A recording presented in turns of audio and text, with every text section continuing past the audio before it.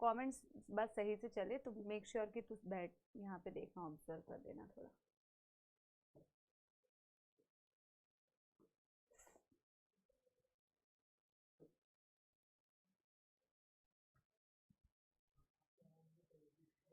Hello hello hello, नमस्कार नमस्कार नमस्कार, very good afternoon plus evening. Audio video clear है क्या बच्चा पार्टी? Yes yes yes. एक बारी मेरे को सारे मेरे प्यारे प्यारे जग से न्यारे अर्जुनास एक बारी बताएंगे, is the audio video clear? प्रणाम सभी को, नमस्कार सभी को। क्या ऑडियो और वीडियो बढ़िया आ रही है बेटा? पहले इसकी क्लैरिटी दे दो, तब तो आगे बात करूंगी, है ना? सब गुड है? सब सुपर गुड है? यस है, सब सुपर गुड है, बहुत बढ़िया। तो आज हमारी ज़ूलॉजी की पहली क्लास, मेरे लिए ग्रीन टी भिजवा देना प्लीज। तो बहुत ही बढ़िया। तो आज हमारी बेटा ज़ूलॉजी की पहली क्लास है, ठीक है? जितना आप लोगों के कमेंट्स में और आप लोग की जो चैट स्पीड देख के मुझे पता चल रहा है कि जितना आप लोग बहुत एक्साइटेड है, उतना ही मैं बहुत ज्यादा एक्साइटेड हूँ। जब से मैं फिजिक्स वाला में आई हूँ तब से मैं अर्जुना बैच ले रही हूँ और छोटे छोटे बच्चों को पढ़ा के 12वीं कक्षा में भेजते हैं, ठीक है? यस। और आज देखो थोड़ा ओरिएंटेशन टाइप का है, थोड़ी आपको नीट एग्जाम का पैटर्न बताऊंगी, बायो की टेक्स्ट बुक्स जो हैं आपकी, उसके चेंजेस कुछ कुछ जो हैं वो बताऊंगी आपको, पढ़ाई कैसे करनी है वो बताऊंगी आपको। और यस, चैप्टर थोड़ा सा स्टार्ट भी करेंगे, पर आज मेनली बेटा मुद्दा ये है कि अपन पूरे सेशन कैसे पढ़ाई करेंगे, और जो भी मैंने आपको अभी बेटा बातें बताई है वो सारे चेंजेस मैं आपके साथ में शेयर करूंगी, ठीक है? तो जैसा कि मैं अपने बेटा सारे बच्चों को ये पूछती हूं कि हाउ इज द जोश एवरीबॉडी, तो सारे बच्चे मेरे को बताएंगे हाउ इज द जोश। अगर जोश हाई है बच्चों तो फायर वाला साइन बना दो, थोड़ा फायर वाला साइन बना दो तो मेरे को समझ में आ जाएगा कि how is the josh in the chat box, how is the josh in the chat box, all my Arjunas, all my rocking future doctors. बहुत बढ़िया, बहुत ही बढ़िया, बहुत बढ़िया, सुपर हाई सुपर हाई। ये हुई ना बात, तगड़ी बात, बहुत ही शानदार जानदार।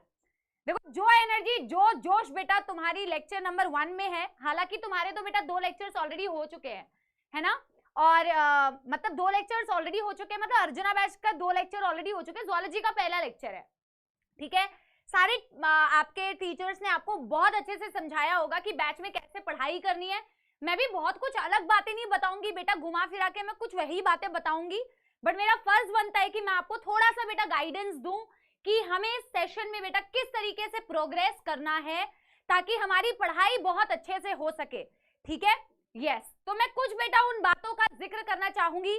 देखो चैप्टर हमें जो स्टार्ट करना है वो एनिमल किंगडम है, इससे क्यों शुरू कर रहे हैं वो मैं बाद में बताऊंगी, अभी 2 मिनट रुको, सब्र करो, ठीक है? मेरे को एक चीज का और आंसर दो बेटा, क्या सब लोगों ने एनसीईआरटी बुक खरीदी है? क्या सबके पास एनसीईआरटी बुक है? और क्या सबको ये इंफॉर्मेशन है कि एनसीईआरटी ने इस साल कुछ चेंजेस किए हैं?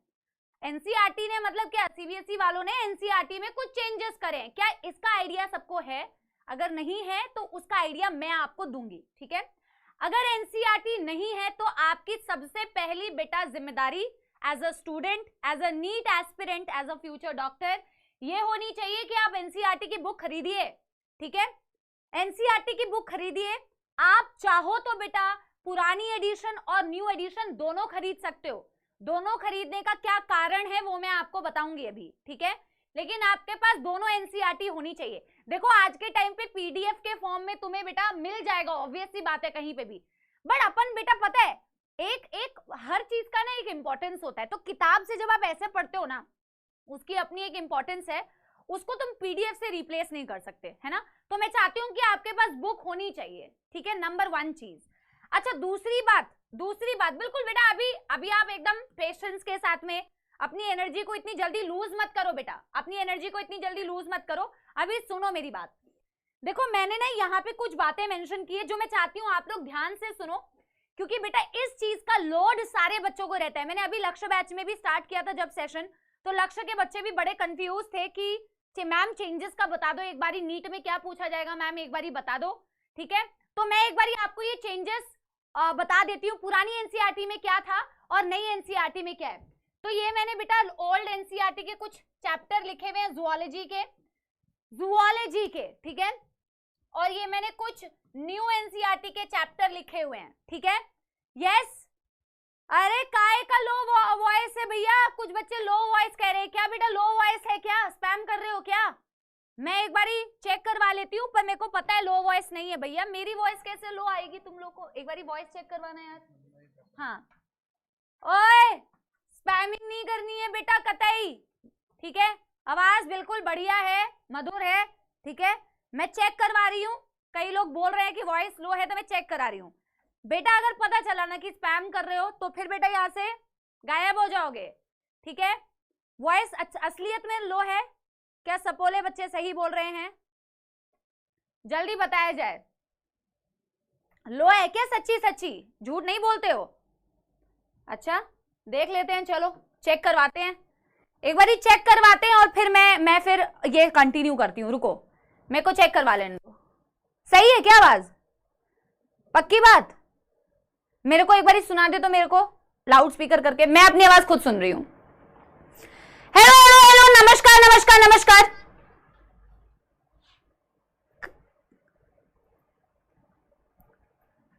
कोई नहीं, ये थोड़ा अभी सुनूंगी मैं। कहाँ है रे आउटपुट?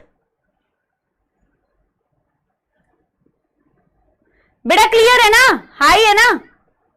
गुड है यार, बस करो बेटा जी। आज ही क्लास स्टार्ट हुई है बेटा, तुम तो शगुन कर रहे हो, ठीक है।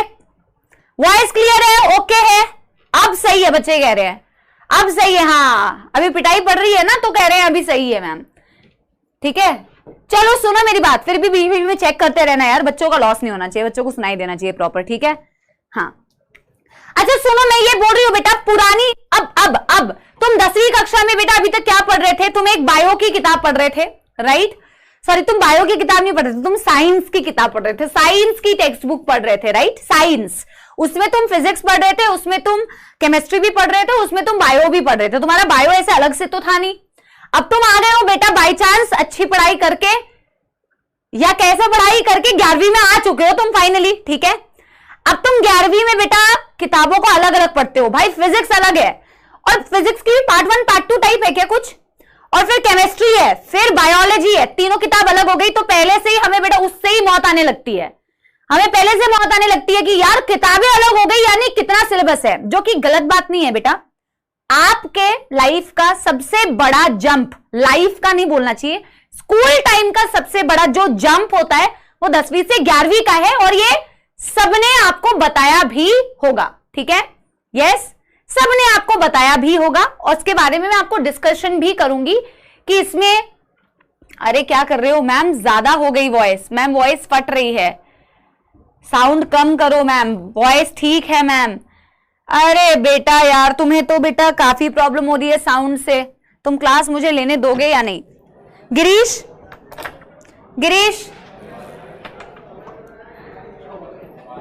अब यहां पे मैं चाहती हूं कि 2 लोग रहें और ये चीज को चेक करें कि मेरी आवाज, कुछ बच्चे कह रहे हैं फट रही है, कुछ बच्चे कह रहे हैं कि आवाज कम आ रही है, कुछ बच्चे कह रहे हैं ठीक आ रही है। इसको प्लीज चेक करो, और मेरे को कहीं भागने की जरूरत ना पड़े, आप लोग यहीं पे रहिए सारे लोग, ठीक है। अगर कोई स्पैमिंग कर रहा है तो प्लीज उसको तुरंत ब्लॉक किया जाए, हमारे पास ऑप्शन है। जो बच्चा स्पैम कर रहा होगा उसको प्लीज ब्लॉक कर दो, सुन के आवाज कि सही है या नहीं है, ठीक है।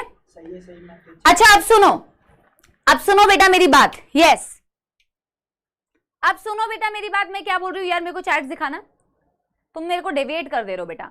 तो सबसे बड़ा जंप है, उस जंप को बेटा कैसे मैनेज करना है वो तो मैं आपको बताऊंगी। अब एनसीईआरटी पे जरा ध्यान दो बेटा, एनसीईआरटी ने क्या क्या चेंजेस करे हैं।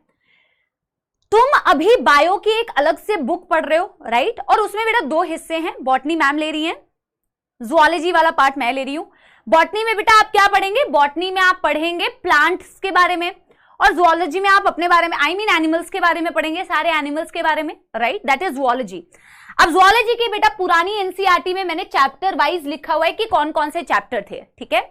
चैप्टर नंबर 4 था आपका एनिमल किंगडम, चैप्टर नंबर 9 था आपका बायोमोलिक्यूल्स, फिर 16 से लेके 22 तक जो आपको चैप्टर दिख रहे हैं बेटा, ये चैप्टर आपके थे ह्यूमन फिजियोलॉजी के, किसके थे ये चैप्टर? ह्यूमन फिजियोलॉजी के आपके ये चैप्टर्स थे, ठीक।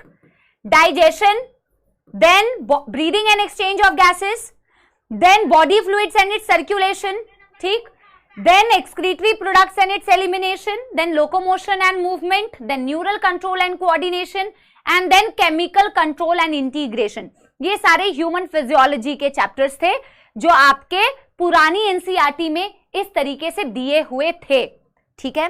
नई एनसीईआरटी में बेटा कुछ चैप्टर डिलीट कर दिए गए हैं और कुछ चैप्टर्स के कुछ टॉपिक्स डिलीट कर दिए गए हैं, ठीक है। आपको यहां दिख रहा है बेटा, यहां पे आपको दिख रहा है कि animal kingdom as it is maintained है नई एनसीईआरटी में, biomolecule as it is maintained है एनसीईआरटी में, लेकिन डाइजेशन एंड एब्जॉर्प्शन बेटा यहां से हट चुका है according to new NCERT.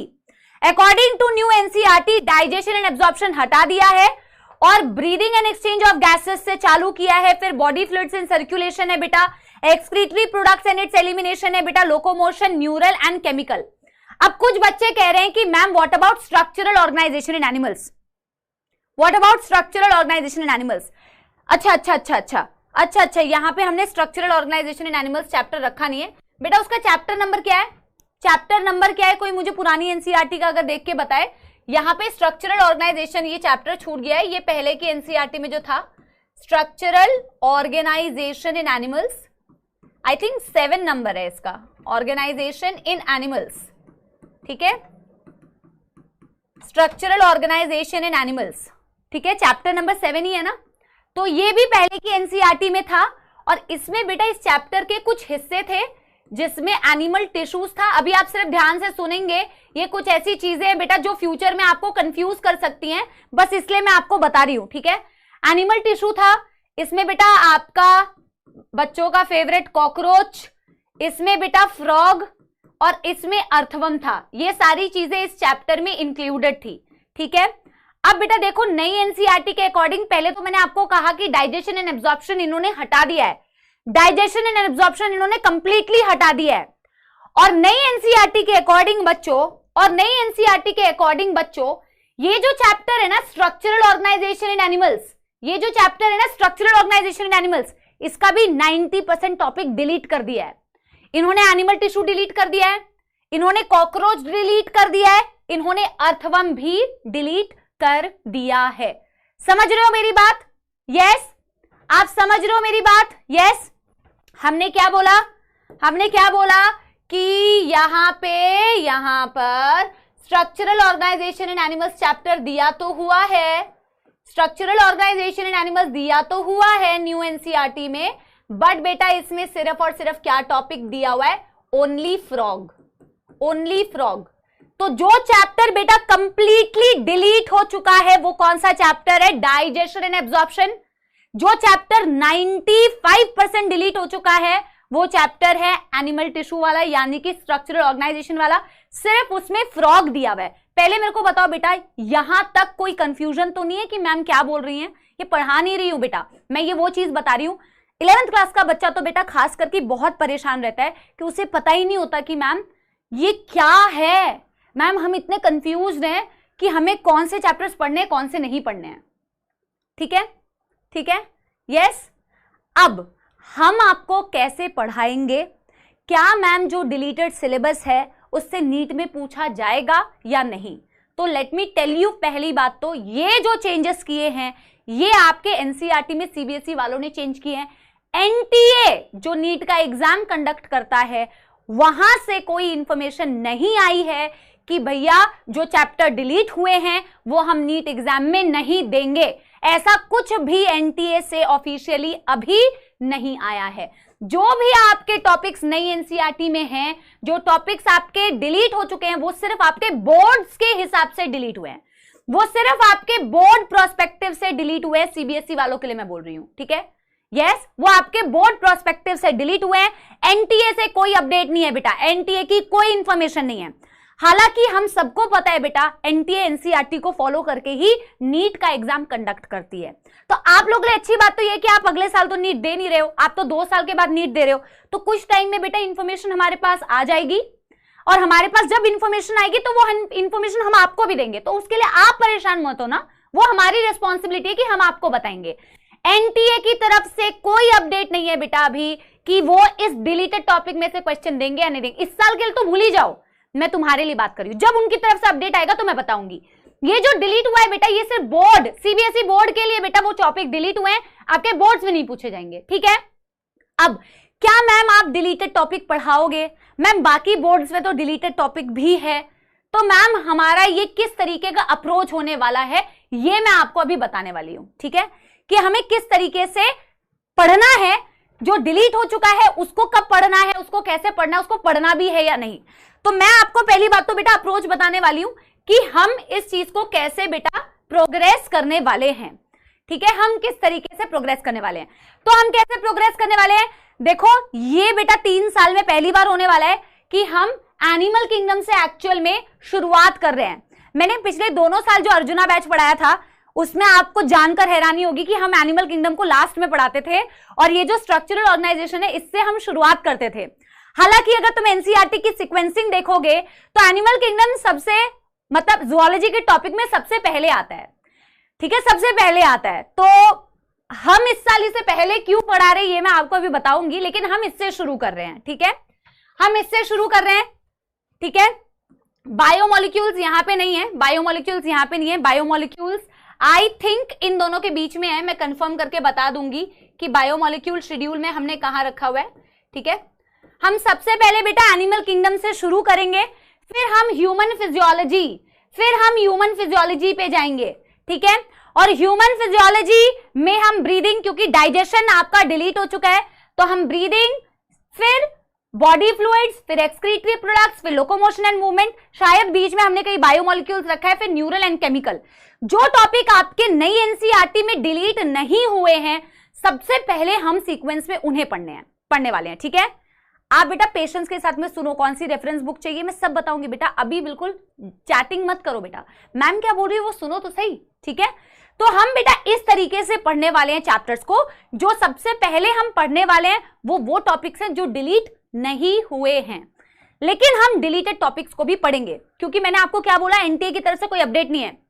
NTA तुम्हें सडनली धप्पा करेगी बेटा, एनसीईआरटी तुम्हें सडनली बेटा धप्पा करेगी और कहेगी कि भैया हमने तो कभी अपडेट दिया ही नहीं था ऐसा कि ये टॉपिक्स नहीं आ रहे हैं नीट में, ठीक है। और उस धप्पा से बेटा तुम धप्पा हो ना जाओ, इसलिए हम वो टॉपिक्स पढ़ाने वाले हैं जो आपके डिलीट हो चुके हैं, ठीक है। समझ आ रही है बात? जो टॉपिक डिलीटेड है वो हम पढ़ाएंगे, लेकिन वो हम एकदम आखिरी में पढ़ाएंगे। उसमें डाइजेशन एंड एब्जॉर्प्शन है, उसमें स्ट्रक्चरल ऑर्गेनाइजेशन इन एनिमल्स है। इस चैप्टर में से जो टॉपिक डिलीट हो चुके हैं बेटा वो भी पढ़ाएंगे, जो टॉपिक नहीं डिलीट हुए हैं वो भी पढ़ाएंगे। और ये चैप्टर थोड़ा कॉम्प्लिकेटेड है तो मैं अभी तुम्हें नहीं बताऊंगी कि इस चैप्टर में हमें कैसे पढ़ना है और क्या पढ़ना है और क्या छोड़ना है, ठीक है। पर ये याद रखो डिलीटेड टॉपिक्स पढ़ेंगे पर वो लास्ट में पढ़ेंगे, जो डिलीटेड नहीं है हम उसको लेते हुए चलेंगे। पहले मेरे को ये बताओ, इसकी क्लैरिटी आई दिमाग में कि पुरानी, मेरे को एक बार थम्स अप से रिप्रेजेंट कर दो बेटा, क्योंकि बहुत सारे बच्चे हैं तो समझ नहीं आएगा ऐसे कि तुम्हें समझ आ रहा है कि नहीं। बेटा देखो आप नेचुरल सी बात समझो ना कि मैं ओवरऑल एक बोर्ड्स की बात करूंगी ना, मैं अलग से हर एक स्टेट बोर्ड के बारे में कैसे बात करूं, है ना। मैं ओवरऑल एक एनसीईआरटी के बेस पर बेटा बात बोल सकती हूँ। अनरियलिस्टिक एक्सपेक्टेशन से अगर आप सोच रहे हो मैं हर एक बोर्ड को कैसे बताऊंगी अलग से, है ना। आपको ये समझ में आया बेटा कि नई एनसीईआरटी में जूलॉजी के कौन कौन से चैप्टर्स थे, मतलब पुरानी एनसीईआरटी में कौन कौन से थे और नई एनसीईआरटी में कौन कौन से हैं। हम दोनों टॉपिक्स पढ़ेंगे, पर हम पहले जो नॉर्मल टॉपिक्स है जो डिलीटेड नहीं है हम वो पढ़ेंगे और बाद में हम डिलीटेड टॉपिक्स को पढ़ेंगे। ये बात आपको समझ में आ गई, ठीक है, बहुत सही बात है, बहुत बढ़िया बात है। अच्छा बेटा हम एनिमल किंगडम से क्यों शुरू कर रहे हैं ये भी मैं आपको बता देती हूं, ठीक है। पहली बात तो ये कि एनसीईआरटी के सीक्वेंस के अकॉर्डिंग ये सबसे फर्स्ट है। हम हमेशा इस टॉपिक को बेटा लास्ट में रखते थे, क्योंकि इसमें ये जो चैप्टर है ना बेटा, देखो बायो में जूलॉजी में आप मेरी बात मानो, सिर्फ हवा में नहीं बोल रही हूं बेटा, जब आप पढ़ोगे तो आपको समझ में आएगा। जब आप डॉक्टर्स बनोगे तो आप एक्चुअल में यही सारे टॉपिक्स पढ़ रहे होगे, ज्यादातर यही टॉपिक्स पढ़ोगे, ज्यादातर ह्यूमन फिजियोलॉजी, ह्यूमन की बॉडी के बारे में, डाइजेशन, ब्रीदिंग, इन्हीं की बेटा डिटेलिंग करोगे, राइट। तो 95% कंटेंट जो जूलॉजी का है ऑफ कोर्स वो आप रिलेट कर पाओगे अपनी बॉडी से, बड़ा इंटरेस्टिंग होता है। खूब सारे एनिमेशंस देखेंगे, खूब सारे 3D मॉडल्स देखेंगे और ये बड़ा इंटरेस्टिंग पार्ट होता है क्योंकि बहुत सारे कॉन्सेप्ट्स हैं, ठीक है। लेकिन बेटा कहीं कहीं पे कुछ चैप्टर्स ऐसे हैं जो थ्योरी वाले चैप्टर्स हैं जिसमें ये चैप्टर आता है। ये थोड़ा सा थ्योरेटिकल है। जब मैं थ्योरेटिकल बोलती हूं तो इसका मतलब ये नहीं है कि बोरिंग है बेटा, ये बोरिंग नहीं है, ये थोड़ा थ्योरेटिकल है, इंफॉर्मेटिव चैप्टर है, थोड़े एग्जाम्पल्स हैं, ठीक है, थोड़े एग्जाम्पल्स हैं। लेकिन बेटा हम क्या बनने वाले हैं, आप अपने आप को इमेजिन करो, we are going to be future doctors, you all are going to be future doctors. तो डॉक्टर्स की क्वालिटी क्या होनी चाहिए, डॉक्टर्स को जहां बेटा आपको कॉन्सेप्ट समझना है वहां आपको समझना है कॉन्सेप्ट, जहां आपको चीजों को मेमोराइज करना है तो आपको मेमोराइज करना पड़ेगा। आपके पास ये दोनों टैलेंट होने चाहिए। ऐसा नहीं है बेटा कि मैम मैं तो सिर्फ और सिर्फ मैम कॉन्सेप्ट पढ़ सकता हूं, मैं चीजों को मेमोराइज नहीं कर सकता, रट्टा नहीं लगा सकता। बेटा जहां जैसा देश वैसा भेष, जहां आपको बेटा कॉन्सेप्ट समझना है तो बढ़िया कॉन्सेप्ट पढ़ेंगे, जहां चीजों को थोड़ा लर्न करना है, मेमोराइज करना है, वहां हम मेमोराइज करेंगे बट फन वे में करेंगे, बोरियत नहीं आने देंगे, ये मेरा आपसे वादा है, ठीक है, ये मेरा आपसे प्रॉमिस है। बट आप बस ये चीज को दिमाग में रखो कि यार क्या है यार, एक ही चैप्टर की तो बात है। और मैं आपको एक जेन्युइन बात बताऊं बेटा, मेरे 2 साल अर्जुना के एक्सपीरियंस से मुझे ये लगता है कि बच्चों को लास्ट में, मैं भले ये पढ़ाती हूं पर उनको लास्ट में लगता है कि यार ये तो बढ़िया चैप्टर था, हम ऐसे ही डर रहे थे यार, बढ़िया चैप्टर था, हमें ऐसे ही डर लग रहा था, और ये आपके साथ भी होगा। तो ये चीज दिमाग में लेके चलो, ठीक है। अच्छा, नाउ सर्टेन टिप्स, ठीक है, कि जो आपको इस सेशन में बेटा थोड़ी मदद करेगा, ठीक है, थोड़ी सी मदद करेगा आपकी। तो आपको क्या क्या बातों का ध्यान रखना है।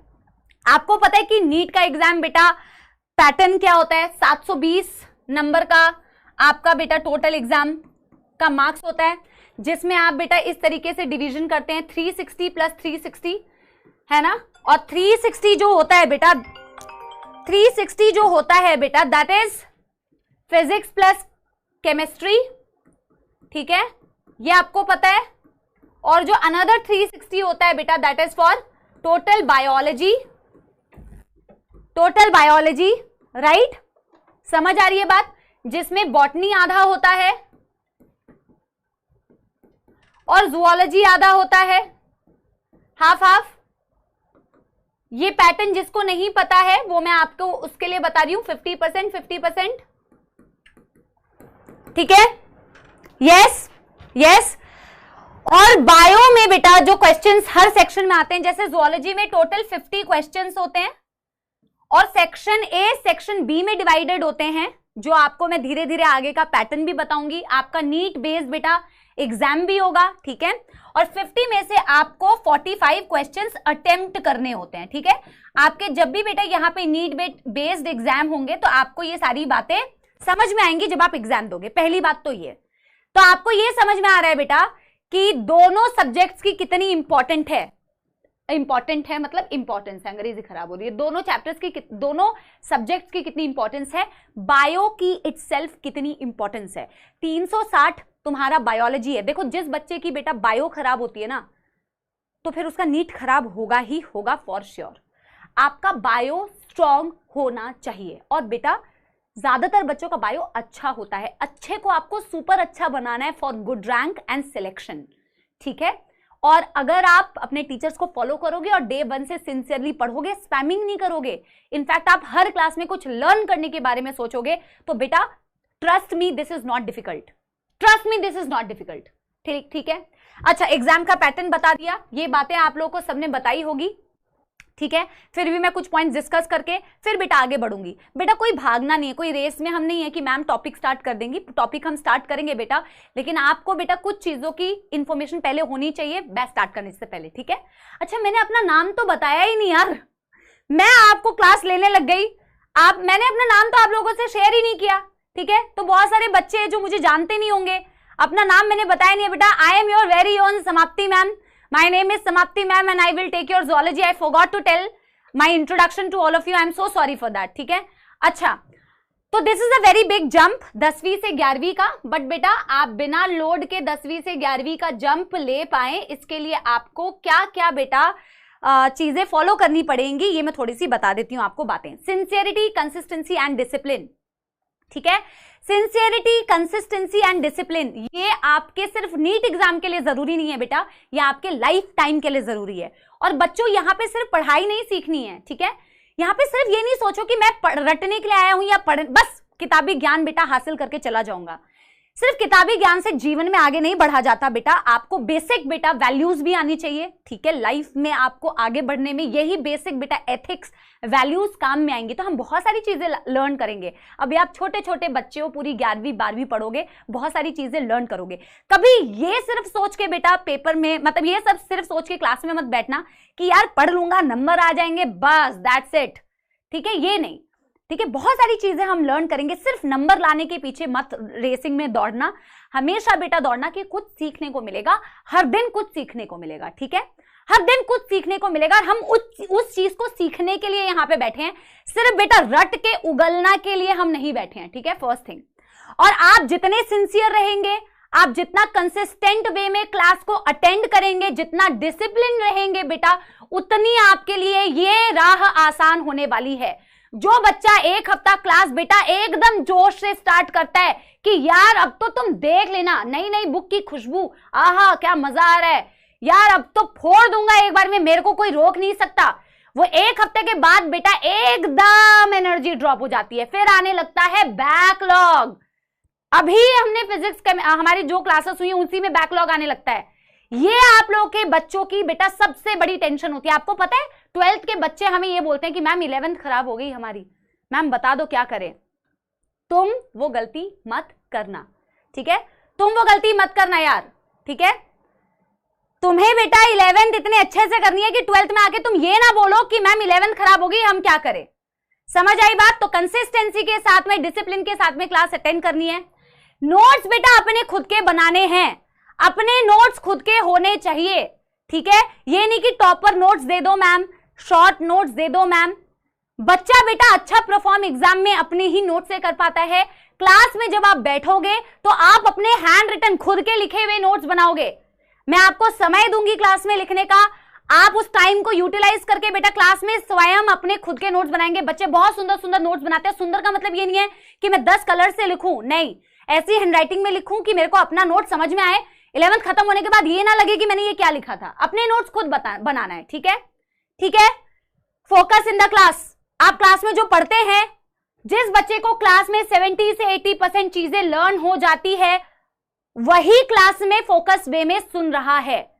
मैं आपको क्लास में एक ही चीज को कई बार रिवाइज कराऊंगी ताकि बेटा आपको सारी चीजें क्लास में लर्न हो जाए। पर बेटा आपकी अगर दिशा भटकी तो आपकी चीजें गड़बड़ हो जाएंगी। जहां आपने बेटा एक चीज पर फोकस हटाया, आपको उसका अगला कॉन्सेप्ट नहीं समझ में आएगा। Focus is everything. आप कोशिश कीजिए बायो की क्लास में स्पेशली आपको फोकस होकर चीजों को इतनी अच्छी से सुनना है। मैम जो वर्ड्स बोल रही हैं उन वर्ड्स को रिपीट करना है, क्योंकि कई नए वर्ड्स आप सुनेंगे, कई नए वर्ड्स आप सुनेंगे, और वो नए वर्ड्स को जब आप ज्यादा रिपीट करेंगे वो वर्ड्स बेटा आपको लर्न होंगे, ठीक है। तो हैव फोकस, दिशा नहीं भटकानी। और कुछ आखिरी बातें बेटा जो मैं आपको बोलना चाहूंगी कि आप अपने पूरे दिन में एक शेड्यूल बनाएं। शेड्यूल का मतलब ये मैं बिल्कुल नहीं बोल रही हूं कि आप एक फिक्स टाइम टेबल बना लो कि यार मेरे को 6 से 8 बजे तक एक ये सब्जेक्ट पढ़ना है, 8 से 8:05 तक मेरे को वॉशरूम जाना है, फिर मेरे को 5 मिनट की झपकी लेनी है। ऐसा कोई शेड्यूल नहीं बेटा। अपने दिन को कुछ हिस्सों में डिवाइड कीजिए। जो बंदा बेटा बिना किसी एम के, बिना किसी शेड्यूल के अपने दिन को गुजारता है, उसका दिन उतना ज्यादा बेटा फ्रूटफुल नहीं होता। अगर आपको चाहिए कि आपके दिन के एंड में आपका जो ये पूरा दिन था वो बहुत फ्रूटफुल रहे, तो आपको उसको कुछ तरीके से डिवाइड करना पड़ेगा। हर दिन के छोटे छोटे गोल्स बनाओ, छोटे छोटे टारगेट रखो कि भैया मेरे को ये मेरे को आज के दिन पे कंप्लीट करना है, और आप उस टारगेट को अचीव करो। अपने आप को बेटा ओवरबर्डन मत करो, ओवरबर्डन नहीं करना है। सोने का प्रॉपर टाइम लो, खाने का प्रॉपर टाइम लो, ठीक है। और एक प्रॉपर शेड्यूल बनाओ कि मेरे को ये आज टॉपिक कंप्लीट करना है, आज मेरे को जूलॉजी पढ़नी है, आज मेरे को बॉटनी पढ़नी है। धीरे धीरे बेटा आप आगे बढ़ना, अपने गोल्स को बड़ा करना, ठीक है। लेकिन स्टार्टिंग में आप छोटे छोटे गोल्स बनाओ और उससे अपनी पढ़ाई को चालू करो। बहुत सारे बच्चे बोल रहे हैं रेफरेंस बुक क्या होनी चाहिए? रेफरेंस बुक होनी चाहिए एनसीईआरटी, ठीक है। रेफरेंस बुक क्या होनी चाहिए? Only and only NCERT. जो बच्चा इररिलेवेंट पढ़ाई करता है, मैंने हमेशा बोला है क्लास 11th इसीलिए बर्बाद होती है। बच्चों को बायो पढ़ने में मजा तो आता है, पर बायो में एकदम पीएचडी करने लगते हैं। आपको यहाँ पे पीएचडी के लिए नहीं पढ़ना है, आपको वो पढ़ना है जो नीट एग्जाम में पूछा जाता है, और नीट एग्जाम में पूछा जाता है एनसीईआरटी। आपके फ्रेंड्स कितना भी शो ऑफ करें कि मैंने तो ये पढ़ लिया वो पढ़ लिया, इससे कोई फर्क नहीं पड़ता है। आपको बेटा क्या करना है, नीट क्रैक करना है। At the end of the day तुम्हारे लिए क्या इंपॉर्टेंट है, मेरे को नीट क्रैक करना है, और मेरे को नीट क्रैक करना है तो मेरे को एटलीस्ट बायो में रेलेवेंट पढ़ाई करनी है ताकि मैं फिजिक्स केमिस्ट्री को ज्यादा टाइम दे सकूं। आप हमेशा याद रखो, बायो कम टाइम डिमांड करता है, फिजिक्स केमिस्ट्री ज्यादा टाइम डिमांड करता है। फिजिक्स केमिस्ट्री को ज्यादा टाइम देने के लिए बायो में रेलेवेंट पढ़ाई करनी पड़ेगी, बायो में रेलेवेंट पढ़ाई करनी पड़ेगी, पीएचडी नहीं करनी है, एनसीईआरटी बेस्ड कंटेंट करना है। हम आपको एनसीईआरटी बेस्ड कंटेंट ही पढ़ाएंगे। कुछ एनिमेशंस का हम यूज करेंगे, एनिमल किंगडम में क्या एनिमेशंस कितने हैं, कम है, लेकिन बाकी ह्यूमन फिजियोलॉजी में बहुत एनिमेशंस है। एनिमेशन और 3D मॉडल्स का यूज करेंगे जिससे आपकी कॉन्सेप्ट की क्लैरिटी और ज्यादा होगी। ठीक है, टेस्ट एंड एनालिसिस, चाहे पढ़ाई की हो चाहे नहीं की हो, वो तुम्हारी जिम्मेदारी है। टेस्ट आपको देना है। आप जितनी मर्जी बेटा थ्योरी पढ़ लो, पर अगर आप टेस्ट नहीं दोगे तो आपको कभी नहीं समझ में आएगा कि आप कितने पानी में हो। तो आप कितने पानी में हो, आपकी मिस्टेक कहां हो रही है, कौन से टॉपिक वीक है, उसके लिए टेस्ट देना बहुत जरूरी। प्लीज सिंसियरली टेस्ट दीजिएगा, एनालिसिस कीजिएगा कि जो गलती मेरे को पेपर में हुई है, बेटा आपको पता है आप पूरे 11th 12th में इतने टेस्ट दे दोगे कि उससे बाहर और क्या क्वेश्चन बन सकता है। अरे भाई वही टेस्ट अगर अच्छे से सॉल्व कर लो और जो क्वेश्चन गलत हुए हैं उनको बेटा एक बार ही सॉल्व कर लो तो उससे बियॉन्ड कुछ भी नहीं आएगा। ठीक है, एंड द लास्ट थिंग बेटा जो जीवन का आपका मोटिव होना चाहिए वो है कि hard work is the only key and you are responsible for your own future. बेटा आप स्वयं खुद अपनी फ्यूचर के लिए रिस्पॉन्सिबल हैं। हम बेटा क्लास में हर एक बच्चे को सेम पढ़ाते हैं, आपकी क्लास में भी हर एक बच्चे को सेम पढ़ाएंगे, पर फिर भी कुछ बच्चे आगे और कुछ बच्चे आगे नहीं रहते हैं। उसका कारण यह है कि जो बच्चा इन बातों को सुन के अपने लाइफ में इंप्लीमेंट करता है वो तो अच्छा कर जाता है, क्योंकि at the end of the day बेटा मैं तुम्हारे लिए पेपर नहीं लिख सकती बेटा, राइट? मैं आपके लिए पेपर नहीं लिख सकती, वो पेपर आपको खुद अपने लिए ही लिखना पड़ेगा। ठीक है, तो आप बेटा हार्डवर्क कीजिए, मेहनत कीजिए, सिर्फ उस पर भरोसा कीजिए। Hard work can any time beat your intelligence. ठीक है, तो आप मेहनती बनिए, मेहनत कीजिए, मेहनत से पीछे मत भागिए। ठीक है, तो क्या आप शुरू करें बेटा लेक्चर? शुरू करें बेटा। डेली प्रैक्टिस पेपर तो आपको दिए जाएंगे अगर उस टॉपिक के लिए रिक्वायर्ड है। जैसे आज आपके पास कोई डीपीपी नहीं आई होगी, डेली प्रैक्टिस शीट, बट जहां पे रिक्वायर्ड होंगी आपको कुछ क्वेश्चंस दिए जाएंगे जो आप शुरू करेंगे। क्या हम बेटा स्टार्ट करें? यस एवरीबॉडी, जो भी शेड्यूल है वो बेटा आपके पास शेयर किया जाएगा। आप अभी फोकस होके सुनिएगा, नोटबुक निकालिए, पेन निकालिए, और हम बेटा आज का लेक्चर शुरू करने जा रहे हैं। अब जो बच्चा बोल रहा है ना मैम ये बातें बाद में बता देना, पढ़ाई करो, अरे भाई ये बातें बहुत जरूरी है यार, ट्रस्ट करो यार टीचर्स के ऊपर। तुम तो टीचर्स को ही बेटा कभी कभी बताने लगते हो कि क्या करना है क्या नहीं करना है बेटा। ठीक है, यही सब चीजें तो सीखनी है कि हमें बात कैसे करनी है, हमें सवाल कैसे पूछना और पढ़ाई कैसे करनी है। ठीक है, चलो तुम छोटे बच्चे हो तो कोई बात नहीं यार। ठीक है, यस, तो शुरू करने जा रहे हैं बेटा। क्या शुरू करने जा रहे हैं? शुरू करने जा रहे हैं एनिमल किंगडम। क्या शुरू करने जा रहे हैं? Animal kingdom chapter. लिखे, हेडिंग डालो एनिमल किंगडम।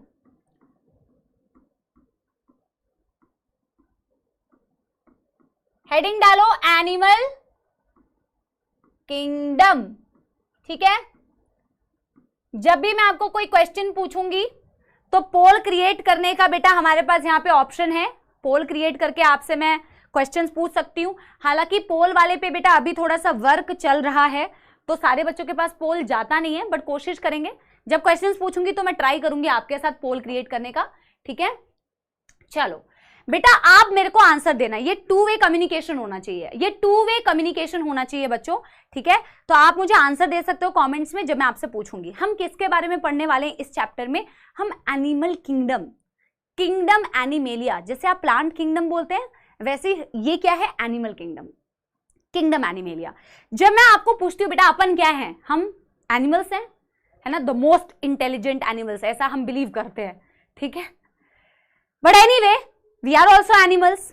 आपके आसपास जो बेटा इंसेक्ट्स घूम रहे हैं वो भी एनिमल है, पानी में जो मछली दिख रही है वो भी एनिमल है, हवा में जो तितली दिख रही है वो भी एनिमल है, मधुमक्खी एनिमल है ना, कितने सारे एनिमल्स है बेटा, मच्छर एनिमल है ना। तो एनिमल्स के बारे में जब आप सोचते हो तो आपको क्या क्या क्वालिटी, क्या क्या प्रॉपर्टीज नजर आती है एनिमल्स की, क्या क्या प्रॉपर्टीज नजर आती है बेटा आपको एनिमल्स की? आप क्या क्या सोच सकते हैं? आप बहुत सारी चीजें सोच सकते हैं वैसे तो। कि मैम एनिमल्स ग्रो करते हैं, मैम एनिमल्स में रिप्रोडक्शन होता है, ठीक है, यस यस, ये आपने आई थिंक 9th या 10th में पढ़ा भी होगा, ये आपने 9th एंड 10th में पढ़ा भी होगा। मेरे को प्रॉपर्टीज बताओ ना। और होमोसेपियंस क्या बता रहे हो? अच्छा, सोशल होते हैं एनिमल, सारे तो नहीं होते पर कुछ तो होते हैं।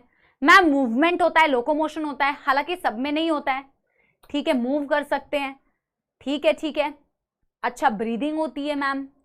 अच्छा, कॉम्प्लेक्स बॉडी होती है, बच्चे कह रहे हैं, लोकोमोशन।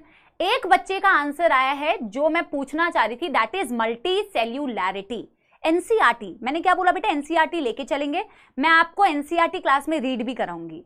कैसे रीड कराऊंगी? एनसीईआरटी के स्क्रीनशॉट्स मैंने रखे हुए हैं जो मैं आपको साथ के साथ रीड कराते हुए चलूंगी, ठीक है, साथ के साथ। बहुत सारे आंसर आ रहे हैं, बड़े सारे आंसर आ रहे हैं, तो मैं आपको बेटा देखो बहुत सारी क्वालिटीज नहीं बता रही हूं, लेकिन कुछ ऐसी क्वालिटीज बता रही हूं जो आपको जानना जरूरी है एनिमल्स के बारे में, जो आपको जानना जरूरी है एनिमल्स के बारे में। बेटा बिना किसी एक्सेप्शन के, बिना किसी एक्सेप्शन के सारे एनिमल्स जो तुम बेटा अपने आसपास देखते हो वो सारे एनिमल्स होते हैं मल्टी सेल्यूलर। बच्चे ने आंसर भी दिया किसी ने, हालांकि आप बहुत सारी प्रॉपर्टी बोल रहे हो, thinking ability, coordination, digestion, consciousness, है ना, मेटाबॉलिज्म, सेंसिटिविटी, बहुत सारी चीजें बोल रहे हो, लेकिन मैंने आपको एक ऐसा पॉइंट बताया जो बेटा बिना किसी एक्सेप्शन के और एनसीईआरटी में गिवन है कि ऑल एनिमल्स, मेरे साथ साथ नोट्स बनाओ, all animals are multicellular. बेटा what is the meaning of multicellular? What is the meaning of multicellular? What is the meaning है? मेरे लिए पानी भिजवा देना please. What is the meaning of multicellular? जल्दी से बताएंगे। Yes everybody. मल्टी का मतलब, मल्टी का मतलब मैनी, सेल्यूलर का मतलब cells. All the animals are made up of a lot of cells. क्या कोई एनिमल यूनिसेल्यूलर होता है? नहीं, कोई भी एनिमल यूनिसेल्यूलर नहीं होता। और क्या इसका फायदा बता सकते हो? भैया हम में से कोई बेटा यूनिसेल्यूलर नहीं है, सारे एनिमल्स। और मैं अभी आपको एनिमल किंगडम में जो सबसे नीचे आता है और जो सबसे एडवांस्ड है, आप सबसे नीचे वाले से सबसे एडवांस तक मूव करते हुए जाएंगे, आप देखेंगे कि सारे एनिमल्स में बहुत सारे सेल्स है।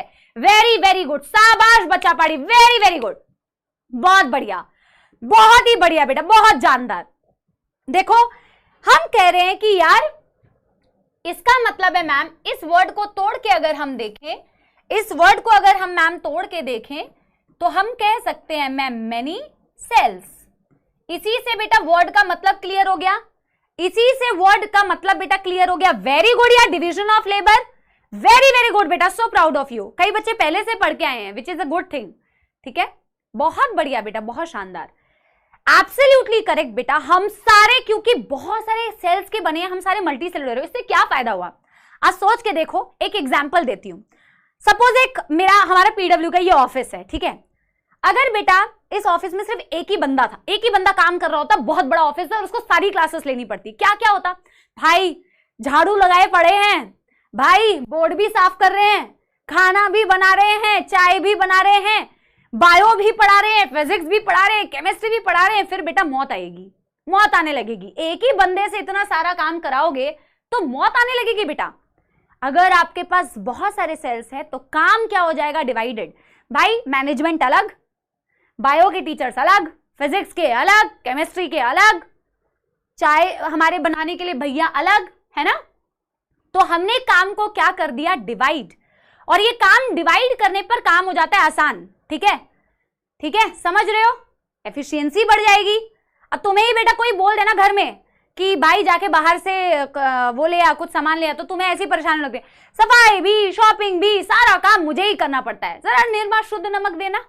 शुद्ध नहीं समझते, जिसका दाना दाना एक समान, तो सारा काम तुम्हें दे देंगे तो बेटा तुम्हें आने लगेगी एकदम मौत। कहोगे कि मैं क्या क्या करूं, पढ़ाई करूं कि घर का सामान लेने का। हालांकि कई बच्चों को बड़ा मजा आता है बाहर जाने में। तो इससे बेटा क्या चीज आसान हुई? इससे क्या चीज आसान हुई? इससे काम डिवाइडेड हो गया। इससे काम क्या हो गया बेटा? डिवाइडेड हो गया, ठीक है, this is called as division of labour. काम का विभाजन हो गया मल्टी सेल्यूलैरिटी से।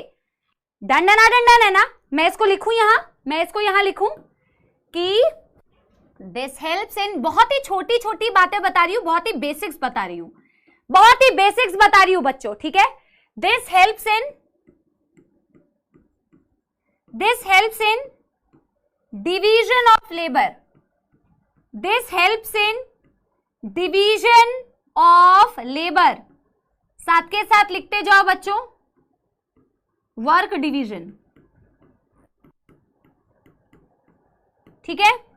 डिवीजन ऑफ लेबर, काम को हमने डिवाइड कर दिया, ठीक। Yes yes. अब देखो, अब देखो, यस। सेकेंड प्रॉपर्टी, बेटा प्लांट्स अपना खाना खुद बनाते हैं क्या? एनिमल्स अपना खाना खुद बना सकते हैं? तो एनिमल्स अगर अपना खाना खुद नहीं बना सकते और वो किसी पे डिपेंडेंट होते हैं, तो इस टाइप के न्यूट्रिशन को क्या बोला जाता है? लेबर का मतलब काम भैया, हर्ष अग्रवाल जी, ठीक है। मेरे को बताओ बेटा। Yes, heterotrophs, very very good. Plants क्या होते हैं? प्लांट्स क्या होते हैं? ऑटोट्रॉप्स, ठीक है। हम अपने आप को, एनिमल्स को क्या बोलते हैं? Heterotrophs.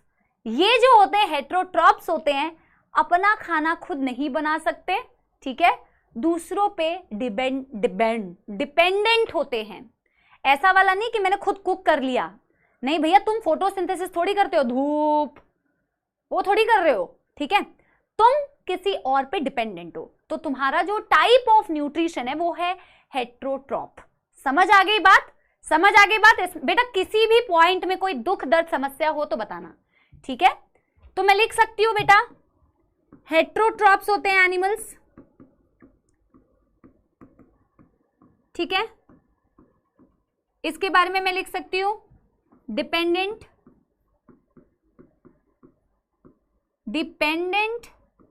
On others for food, ठीक, ठीक है। यस, ठीक है, बहुत बढ़िया। क्या किसी को पता है कि होलोजोइक मोड ऑफ न्यूट्रिशन होता है एनिमल में? और होलोजोइक का मतलब क्या होता है, किसी को पता है? क्या होलोजोइक का मतलब क्या होता है, किसी को पता है? मैं साइड हो जा रही हूं जब तक आप लोग इसे नोट कर रहे हो। मैंने बेटा पहला पॉइंट बताया कि एनिमल मल्टी सेल्यूलर होते हैं, यानी कि अपन के पास खूब सारे सेल्स है बेटा, बड़े सारे सेल्स है। तो हर एक सेल का काम जो है डिवाइड हो गया। एक बेचारे सेल पर बेटा बोझ नहीं पड़ा, और एक बेचारे सेल पर बोझ नहीं पड़ा, तो भैया डिवीजन ऑफ लेबर ने बड़ी मदद की मेरी, ठीक है। तुमने ये भी समझा कि यार अपन तो दूसरों के ऊपर खाने के लिए डिपेंडेंट है, यानी कि अपन क्या है? हेट्रोट्रॉप्स। बहुत सही, बहुत सही। फर्स्ट इंजेशन देन डाइजेशन, खाने को पहले इंजेस्ट करते हैं फिर डाइजेस्ट करते हैं। शाबाश बेटा, खूब बढ़िया, बढ़िया पढ़ाई की है, यानी कई बच्चों ने बढ़िया पढ़ाई की है, बहुत ही सही बेटा, ठीक है। हम क्या बोल रहे हैं बच्चों? हम बोल रहे हैं कि हेट्रोट्रॉप्स का मतलब हुआ कि यार हम तो किसी और पे डिपेंडेंट है खाने के लिए। लेकिन अगर हम अपना मोड ऑफ न्यूट्रिशन देखेंगे तो हम क्या हैं? होलोजोइक। होलोजोइक का मीनिंग लिख देते हैं नीचे कि होलोजोइक न्यूट्रिशन का क्या मतलब है। होलोजोइक का मतलब है कि मैम पहले अपन खाना खाते हैं, फर्स्ट हम इंजेशन करते हैं मुंह से, जिसके पास मुंह है, ठीक है। फर्स्ट हम इंजेशन करते हैं, खाना खाते हैं, and then digestion, and then digestion. क्या यहां तक बेटा किसी को कोई भी दुख दर्द समस्या? Yes everybody, yes everybody. तो यानी कि 3 प्रॉपर्टी तो हमने लिख ली। इसके अलावा ऑफ कोर्स रिप्रोडक्शन हो सकता है, ऑफ कोर्स ग्रोथ हो सकता है, ऑफ कोर्स लोकोमोशन भी हो सकता है। हालांकि सारे एनिमल्स में लोकोमोशन नहीं होता, बट ये भी प्रॉपर्टी होती है। तो मैं एक ओवरऑल कॉमन पॉइंट लिख देती हूं नीचे कि ये सारी चीजें भी हो सकती है जो आप बता रहे थे। राइट, राइट, बढ़िया है बेटा, समझ गए, ठीक है, ठीक है, बढ़िया है ना? समझ आ रही है बात? ठीक है, समझ आ रही है ना बात? नो डाउट, तो ये तो बहुत अच्छी बात है। इसके अलावा जो तुम लोगों ने बात बताई है वो भी लिख देती हूँ ताकि तुम लोग बुरा ना मारो। तो हम लिख सकते हैं एनिमल्स में शो, ये चैप्टर का बिल्कुल इंट्रोडक्शन है बेटा। आज बिल्कुल लाइट रखेंगे, बहुत ज्यादा बोझा नहीं डालेंगे तुम्हारे ऊपर। Show locomotion, growth, reproduction etcetera. हालांकि ग्रोथ रिप्रोडक्शन तो तुम्हें प्लांट्स में भी दिखती है, ठीक है। यस यस, यहां तक बेटा पहले डन डनाडन डन कर लो। यहां तक बेटा पहले डन डनाडन डन कर लो। फटाफट से बेटा, फटाफट से कर लो। कुछ बच्चे कह रहे हैं मैम अमीबा तो होता है ना। अमीबा बेटा प्रोटोजोआ होता है भाई। अमाइबा जो तुम कर रहे हो ना, अमाइबा, वो बेटा प्रोटोजोआ होता है। एनिमल किंगडम में एनिमेलिया को बोला जाता है मेटाजोआ। आगे बताऊंगी मैं अभी। अपन अमाइबा के बेटा रिश्तेदार हो सकते हैं, पर अमाइबा जो तुम बोल रहे हो अमीबा, वो क्या है? प्रोटोजोआ बेटा। ठीक बेटा, सारे बच्चों का हो गया है क्या? तुम तो फटाफट से लिख रहे हो यार। मेरे को किसी ने पानी नहीं दिया एक बारी यार, मैं कई बार पानी मांग चुकी हूँ, प्लीज एक बारी पानी दे दो। यस, बढ़िया है। लोकोमोशन का कई बच्चे पूछ रहे हैं मतलब, लोकोमोशन का कई बच्चे मतलब पूछ रहे हैं। लोकोमोशन का मतलब समझाऊं? लोकोमोशन ये क्या है बेटा? ये क्या है भैया? यहां रख दीजिए प्लीज।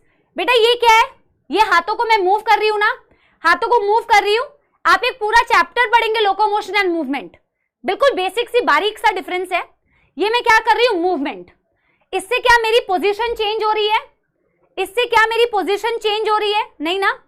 लेकिन अगर बेटा ऐसा कोई भी मूवमेंट मैं करूं जिससे मेरी पोजीशन चेंज हो जाए, जैसे कि मैंने ऐसे करके बेटा मूवमेंट किया जिससे मेरी पोजीशन चेंज हो गई, एक जगह से मैं दूसरी जगह शिफ्ट हो गई, ऐसी मूवमेंट्स जिससे आपकी पोजीशन चेंज हो जाए उसे लोकोमोशन कहते हैं। ठीक है, तो ये तो सिंपल मूवमेंट है, इससे मेरी जगह चेंज नहीं हो रही। ठीक है, इसे सिंपल मूवमेंट बोलते हैं। पर ऐसी कोई भी मूवमेंट बेटा जिससे आपकी जगह शिफ्ट हो जाए, आप एक जगह से दूसरी जगह शिफ्ट हो जाए, ऐसी मूवमेंट्स को आप लोकोमोशन कह सकते हैं। डन है? ठीक है, यस है, ठीक है, यस, बहुत बढ़िया बहुत बढ़िया। ये बेटा पूरा लोकोमोशन एंड मूवमेंट में पढ़ेंगे, बट अगर आपको ये बेसिक वर्ड याद नहीं है तो मैंने आपको बता दिया। ठीक है ना। अब बच्चों, जैसे कि आप ये अपने अपने रिश्तेदार के बारे में बता रहे थे और काफी चिंताजनक बात है कि आप सोच रहे थे कि अमाइबा जो है वो तो तुम्हारा भाई है भैया, वो भी एनिमल है। ठीक है, एनिमल किंगडम का हिस्सा है। ठीक है, लेकिन अगर आपको मैं बताऊं, अब मैं जो आपको बात बताने वाली हूं, ये बेटा पूरे चैप्टर का बेस बनने वाला है। ये आपके लिए आज की क्लास की one of the most important topic है। इस वाले टॉपिक को बिल्कुल ध्यान से सुनिएगा, इस वाले टॉपिक को बिल्कुल ध्यान से सुनिएगा। ठीक है, बिल्कुल ध्यान से सुनिएगा। ठीक ठीक। अरे बेटा, आप जो पॉइंट, मैंने जनरल पॉइंट्स लिखे हैं, जनरल पॉइंट्स, इतने सारे कैरेक्टरिस्टिक्स बेटा 10 पॉइंट नहीं लिखने एनिमल्स के बारे में। ठीक है, ठीक है, हमने कुछ जनरल पॉइंट्स लिखे हैं। पोथियां नहीं बनानी है बेटा नोट्स की, कंसाइज्ड रेलेवेंट नोट्स बनाने हैं। बेटा मैं जो आपको बात बताने वाली हूं, आप मेरे साथ साथ में ना स्क्रीन के पीछे रिपीट करना। मेरे को तो नहीं दिख रहा है कि आप रिपीट कर रहे हो कि नहीं, है ना। मेरे को तो नहीं दिख रहा है आप रिपीट कर रहे हो कि नहीं, पर आई एम श्योर आप कर रहे होगे सिंसियरली। वर्ड्स को बेटा बोलना, कई वर्ड्स ना आपको अभी पहली बार ही सुनने को मिलेंगे, उनको रिपीट करना तो लर्न होगा। ठीक है, हम बेटा क्या करने वाले हैं, एनिमेलिया किंगडम की क्लासिफिकेशन करने वाले हैं, जो इस चैप्टर का आधार बनने वाला है। ठीक है, तो आपको ये एटलीस्ट बेटा आधे पेज का स्पेस चाहिए इसको लिखने के लिए। ठीक है, आप नॉर्मल नोटबुक को सीधा पोर्ट्रेट फॉर्म में ही लिखिए, बट आप लिखिए इस चीज को, और आधे पेज का एटलीस्ट स्पेस हो। अगर बहुत छोटा सा स्पेस है तो अगले पेज से स्टार्ट करना। ठीक है, यस। चलो, किंगडम एनिमेलिया को हम बेटा क्या बोलते हैं, मेटाजोआ। इसको हम बोलते हैं मेटाजोआ, एनिमल्स को ही हम बेटा मेटाजोआ बोलते हैं। किंगडम एनिमेलिया को, मेटा का मतलब क्या होता है, मल्टी सेल्यूलैरिटी से आता है। ये मल्टी सेल्यूलैरिटी से, जो हम अभी पढ़ रहे थे ना कि हम सारे मल्टी सेल्यूलर है। जोआ कहां से आता है बेटा? जोआ का मतलब एनिमल से आता है, जोआ का मतलब एनिमल से आता है, ठीक। हम बेटा पूरे एनिमल किंगडम को, हम बेटा पूरे एनिमल किंगडम को या किंगडम एनिमेलिया को पहले तो बेटा दो पार्ट्स में मैं डिवाइड कर रही हूं। हालांकि आपको ये दो वर्ड्स जो मैं बता रही हूं, मैं बताते हुए चलूंगी कि ये शायद आपको एनसीईआरटी में ये दो वर्ड्स ना मिले, पर ये दो वर्ड्स यूज करना इसीलिए जरूरी है ताकि मैं आगे की क्लासिफिकेशन आपको समझा सकूं। हम बेटा हमेशा 95 to 99% कंटेंट एनसीईआरटी का ही पढ़ते हैं। कुछ एक आधा बातें जो मैं आपको अतिरिक्त बताऊंगी बेटा वो आपके आगे की टॉपिक्स की क्लैरिटी के लिए बताना पड़ेगा, ठीक है। तो मैं बेटा किंगडम एनिमेलिया को बच्चा पार्टी मैं कितने भागों में डिवाइड कर रही हूं? बहुत तरीके से बेटा इसको डिवाइड करना, और ये याद रखना कि लेफ्ट साइड में ज्यादा नहीं लिखना है बेटा। नोट्स ऐसे बनाना कि राइट साइड में ज्यादा लिखने की जगह हो, लेफ्ट साइड में हमें सिर्फ एक ही का नाम लिखना है, ठीक है। राइट साइड में बेटा हमें ज्यादा चीजों को लिखना है, तो आप बेटा इधर ज्यादा जगह छोड़ना, ठीक है। चलो अब मैं पहले आपको बताती हूं किंगडम एनिमेलिया को पहले आप दो सब किंगडम्स में डिवाइड करते हैं, दो सब किंगडम्स में डिवाइड करते हैं। एक साइड में है बेटा आपके पास सब किंगडम पैराजोआ, और एक साइड में आता है बेटा आपके पास सब किंगडम यूमेटाजोआ, ठीक है ना? यस यस, ठीक है। बहुत सारे बच्चे पहले से पढ़ के आए हैं, ठीक है, बहुत ही बढ़िया। अब बेटा देखो, अब बेटा देखो सुनो मेरी बात। जो सबसे पहला फाइलम इस धरती पे आया एनिमल किंगडम का, जो सबसे पहला फाइलम है आपके इस धरती पे आया, वो सबसे प्रिमिटिव सबसे पुराना फाइलम था, फाइलम पॉरीफेरा। मैं सब एनिमल्स के डायग्राम्स लेके आई हूं ताकि आप थोड़ा सा देख पाओ, है ना, ठीक है। लेकिन पैराजोआ का क्या मतलब है, यूमेटाजोआ का क्या मतलब, वो मैं समझा रही हूं अभी आपको, ठीक है। तो बेटा जो सबसे पुराना, जो सबसे पहला आपका जो एनिमल किंगडम में फाइलम आया था, दैट वाज फाइलम पॉरीफेरा। वो इकलौता ऐसा फाइलम है बच्चों जो इस पैराजोआ से बिलोंग करता है। जो किससे बिलोंग करता है? इस पैराजोआ से। तो पैराजोआ और यूमेटाजोआ में क्या फर्क है? देखो दोनों तो एनिमल किंगडम का ही हिस्सा है, यानी दोनों में बड़े सारे सेल्स होंगे, दोनों में मल्टी सेल्यूलैरिटी होगी। लेकिन बेटा जो यूमेटाजोआ होते हैं, आपने यू का मतलब तो सुना होगा ना बेटा, यूकैरियोट्स, यू का मतलब सुना है आपने, व्हाट इज फाइलम? अच्छा, तो आपने बिल्कुल ही बेसिक्स नहीं पढ़े हैं, आप लोगों ने बिल्कुल ही बेसिक्स नहीं पढ़े हैं बेटा। एक तो मेरी जेन्युइन आप लोगों से रिक्वेस्ट है कि 9th और 10th की एनसीईआरटी का बायोलॉजी एटलीस्ट पढ़ के आइए। अगर आपको किंगडम, फाइलम, ऑर्डर, क्लास नहीं पता है तो आप उसको पढ़ के एक बार आइए। बाकी अभी तो आपने पूछा है तो मैं आपको बता दूंगी, ठीक है, ठीक है। यू का मतलब होता है ट्रू, वेरी गुड। फाइलम बेटा देखो हायरार्की होती है ना क्लासिफिकेशन की, हायरार्की होती है ना क्लासिफिकेशन की। जैसे आपकी सपोज आप स्कूल में हैं और आप 8th क्लास में हैं। अब बेटा कुछ बच्चे 8th A सेक्शन में होते हैं, B सेक्शन में होते हैं, C सेक्शन में होते हैं, ऐसा होता है कि नहीं, राइट? तो वैसे ही बेटा आप जब किसी भी एनिमल को या प्लांट को डिवाइड करते हैं तो आप उनको पोजीशंस देते हैं, एक हायरार्की होती है क्लासिफिकेशन की। तो जैसे किंगडम होता है, किंगडम के अंदर आते हैं सब किंगडम, फिर उसके अंदर आता है फाइलम, फिर उसके अंदर आता है क्लास, फिर उसके अंदर आता है ऑर्डर। समझ आ रही है बात? समझ आ रही है बात? अरे भाई डिलीटेड था तो तुम बेटा पढ़ोगे ही नहीं, तो डिलीटेड वाले डॉक्टर्स बनोगे क्या? डॉक्टर पेशेंट आया तुम्हारे पास, भाई आज ना मेरे पैंक्रियाज में प्रॉब्लम है, प्लीज एक बारी देख लो। तुम कहोगे ये तो लेकिन मेरे डिलीटेड था, मैं आपका कुछ नहीं कर पाऊंगा। ऐसा थोड़ी करोगे बेटा, पढ़ोगे ना, डॉक्टर्स बनने वाले हो बेटा। तो मैंने क्या बोला बेटा, इस तरीके की क्लासिफिकेशन होती है, इस तरीके की हायरार्की होती है, ठीक है, हायरार्की होती है बच्चों। तो किंगडम से शुरू किया जैसे, फिर उसके अंदर सब किंगडम आया, फिर उसके अंदर बेटा फाइलम आया, फिर उसके अंदर बेटा क्लास आया, फिर उसके अंदर एक्सेट्रा एक्सेट्रा एक्सेट्रा। समझ आ रही है बात? समझ आ रही है बात? इस तरीके की क्लासिफिकेशन होती है, ठीक है, इस तरीके की क्लासिफिकेशन होती है, ठीक है। तो नीचे से ऊपर जाते हो, छोटे से बड़ा या बड़े से छोटा आप देख सकते हो, ठीक है। अब देखो, हाँ अब देखो बेटा मैंने क्या बोला कि पैराजोआ का मतलब होता है, इसका मतलब आप सुनना, इसका मतलब होता है कि जो सबसे पुराने, प्रिमिटिव का मतलब होता है पुराने, प्रिमिटिव का मतलब होता है पुराने, प्रिमिटिव मेटाजोअन्स, जो सबसे पुराने मेटाजोअन्स हैं वो आते हैं पैराजोआ के अंदर। और यू का मतलब होता है, यू का मतलब वैसे ट्रू होता है, ट्रू मेटाजोअन्स बोलते हैं इन्हें, they are advanced metazoans, they are advanced metazoans. इनको एडवांस्ड मेटाजोआ क्यों बोला जाता है, इसका कारण मैं आगे एक्सप्लेन करूंगी कि ये एडवांस्ड क्यों है, ठीक है, ये एडवांस्ड क्यों है, ठीक है। यस, समझ आ रही है बात बेटा, ठीक है। तो हम क्या बोल रहे हैं बेटा कि एक है पुराने मेटाजोअन्स, प्रिमिटिव मेटाजोअन्स, जो सबसे पहले आए हुए मेटाजोअन्स हैं, और एक क्या है बेटा जो एडवांस्ड हैं, जिनकी क्वालिटी, जिनके कैरेक्टरिस्टिक्स इससे थोड़े ज्यादा एडवांस है। जैसे क्लास 1 से शुरू करते हो, 1 से एडवांस 2 है, 2 से एडवांस 3 है, 3 से एडवांस 4 है, 5 6 7 8 9, ठीक है। यस, समझ आ रही है बात बेटा। क्या बेटा यहां तक कोई भी प्रॉब्लम, पहले ये बता दो, क्या यहां तक बेटा कोई भी प्रॉब्लम, पहले मेरे को ये बताओ।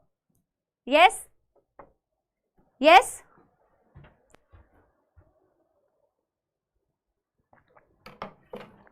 यस एवरीबॉडी बेटा, पहले मेरे को बता दो यहां तक कोई प्रॉब्लम, अगर आप लोग सुन रहे हो। यस, पक्की बात, पक्की बात, ठीक ठीक। चलो, हमने बोला जो धरती पे सबसे पहले एनिमल्स आए, जो सबसे पुराने एनिमल्स आए, जो सबसे ओल्ड एनिमल्स आए, वो सारे बेटा किससे बिलोंग करते हैं, पैराजोआ से, ठीक है। और जो उसके बाद धीरे धीरे धीरे धीरे एडवांस होते गए, वो सारे किस में आए बेटा, यू मेटाजोअन्स में, यू मेटाजोअन्स में। जो बच्चे बेटा प्रिमिटिव का मतलब पूछ रहे हैं, प्रिमिटिव का मतलब ओल्ड, प्रिमिटिव का मतलब होता है ओल्ड, ठीक है। अब मैं फाइलम्स लिख रही हूं बेटा, द ओनली फाइलम बेटा, द ओनली फाइलम जो आपके पैराजोआ सब किंगडम से बिलोंग करता है, दैट इज फाइलम पॉरीफेरा। मेरे साथ साथ में बेटा इसको बोलेंगे, that is phylum Porifera, that is phylum porifera, ठीक है, राइट। जो सब किंगडम यू मेटाजोआ से बिलोंग करते हैं, उसमें कौन कौन से फाइलम्स आते हैं बेटा, सारे फाइलम्स बेटा आगे के वो सारे इसी में आते हैं, ठीक है। कौन कौन से फाइलम बेटा, जैसे कि सीलेंट्रेटा, सीक्वेंस में बेटा याद रखना है, सीलेंट्रेटा, जिसका दूसरा नाम होता है नीडेरिया। बेटा मेरी तरफ देखो और मेरे साथ साथ प्रोनाउंशिएट करो, मेरे साथ साथ देखो और मेरे साथ साथ प्रोनाउंशिएट करो। बेटा देखो क्या बोला मैंने, सीलेंट्रेटा या नीडेरिया, ये बोर्ड में थोड़ी प्रॉब्लम हो रही है नीडेरिया लिखने में, ठीक है। सीलेंट्रेटा या नीडेरिया, इसको बेटा नीडेरिया नहीं बोलना है, ठीक है, ठीक है, सी साइलेंट है, नीडेरिया या फिर सीलेंट्रेटा, इसको कॉलेंट्रेटा नहीं बोलना है, दिस इज सीलेंट्रेटा, ठीक है, this is coelenterata, this is cnidaria. समझ आई बात, ठीक है। इसका अगला कैटेगरी क्या है बेटा, इसका अगला फाइलम क्या है बेटा, तो सीलेंट्रेटा या नीडेरिया के बाद अगला जो फाइलम आता है, this is called as ctenophora. क्या बोलते हैं बेटा, टीनोफोरा। तो इसको आप कटिनोफोरा नहीं बोलेंगे, इसे आप कटिनोफोरा नहीं बोलेंगे, इसे आप टीनोफोरा बोलेंगे, कटिनोफोरा नहीं है, टीनोफोरा, ठीक है। तो सबसे पहले सीलेंट्रेटा आया, जिसे आप नीडेरिया बोलते हैं, उसका अगला कैटेगरी कौन आया बेटा, टीनोफोरा आए। उसका अगला कैटेगरी बेटा, आपने इसका कोई एनिमल सुना है, किसी ने इस फाइलम का कोई एनिमल सुना है 9th या 10th क्लास में, तो मुझे बता सकता है, प्लैटीहेल्मिन्थिस, किसी ने सुना है, प्लैटीहेल्मिन्थिस, जल्दी बताओ। यस, प्लैटीहेल्मिन्थिस, कोई सुना है प्लैटीहेल्मिन्थेस? यस यस, कोई बताएगा? कोई बताएगा? टेप वर्म किसी ने सुना है? Very good very good. और वैसे जिसने नहीं सुना है ना बेटा, जिसने नहीं सुना है, हम आगे तो पढ़ने ही वाले हैं, ठीक है, आगे तो हम पढ़ने वाले हैं, ठीक है, बहुत बढ़िया बेटा, बहुत बढ़िया, वेरी वेरी गुड। अर्थवर्म नहीं होता है इसमें, मैं आगे बताऊंगी इनके एग्जाम्पल्स। अभी तो इंट्रोडक्शन है, अभी तो बेसिक्स पढ़ रहे हैं, चैप्टर में अभी हम बेसिक्स पढ़ रहे हैं, ऐसा कुछ क्लासिफिकेशन एनसीईआरटी ने नहीं दिया है, हम अभी आपको बेसिक्स बता रहे हैं चैप्टर की। सिर्फ जो बच्चे पूछ रहे हैं ना कि बेसिक्स, ये बेसिक्स है बेटा, अभी चैप्टर शुरू नहीं हुआ है, चैप्टर को खोल के देखोगे तो फाइलम बेसिस ऑफ क्लासिफिकेशन से शुरू किया है, ये हम बेसिक्स कर रहे हैं कि एनिमल किंगडम को एक्चुअल में हम कैसे डिवाइड कर सकते हैं, फिर हम इसकी डिटेलिंग करेंगे, ठीक। चलो प्लैटीहेल्मिन्थेस आ गया बेटा, इसके बाद बेटा एक फाइलम आता है जिसे बोला जाता है एस्केहेल्मिन्थेस। क्या बोला जाता है? एस्केहेल्मिन्थेस, जिसका एक और बेटा दूसरा नाम होता है नीमैटहेल्मिन्थेस। नीमैटहेल्मिन्थेस, नीमैटहेल्मिन्थेस, समझ आ रही है बात? नीमैटहेल्मिन्थेस, ठीक है। इसका अगला बेटा, इसको प्रोनाउंशिएट करो, coelenterata, ctenophora, platyhelminthes, aschelminthes, also known as nemathelminthes. फिर जो आप अर्थवर्म एग्जांपल दे रहे हैं ना बेटा, वो इस फाइलम से बिलोंग करता है, इसे बोला जाता है एनलीडा, इसे बोला जाता है एनलीडा। क्या बोला जाता है? एनलीडा। फिर क्या आता है बेटा? फिर फाइलम आता है जिसे बोला जाता है आर्थ्रोपोडा। क्या बोला जाता है? आर्थ्रोपोडा, आर्थ्रोपोडा, ठीक ठीक। फिर अगला फाइलम क्या आता है बेटा आर्थ्रोपोडा के बाद? अगला फाइलम क्या आता है बेटा आर्थ्रोपोडा के बाद? यस एवरीबॉडी, आर्थ्रोपोडा के बाद बेटा एक फाइलम आता है जिसे बोलते हैं मॉल्यूस्का। जिसे क्या बोलते हैं बेटा? मॉल्यूस्का, ठीक। इसका अगला फाइलम क्या आता है बेटा? इसका अगला फाइलम आता है एकाइनोडर्मेटा, एकाइनोडर्मेटा, ठीक है। मैं बेटा चीजों को वापस से रिपीट करूंगी, लेकिन आप चार्ट्स पे कम फोकस कीजिए। आप सुनिए बेटा, मैं वापस रिपीट करूंगी, 2 बार रिपीट करूंगी, 3 बार रिपीट करूंगी, जो नहीं समझ में आया वो बताऊंगी, लेकिन अभी आप बेटा चार्ट्स पे नहीं, अभी आप सुनने में फोकस कीजिए।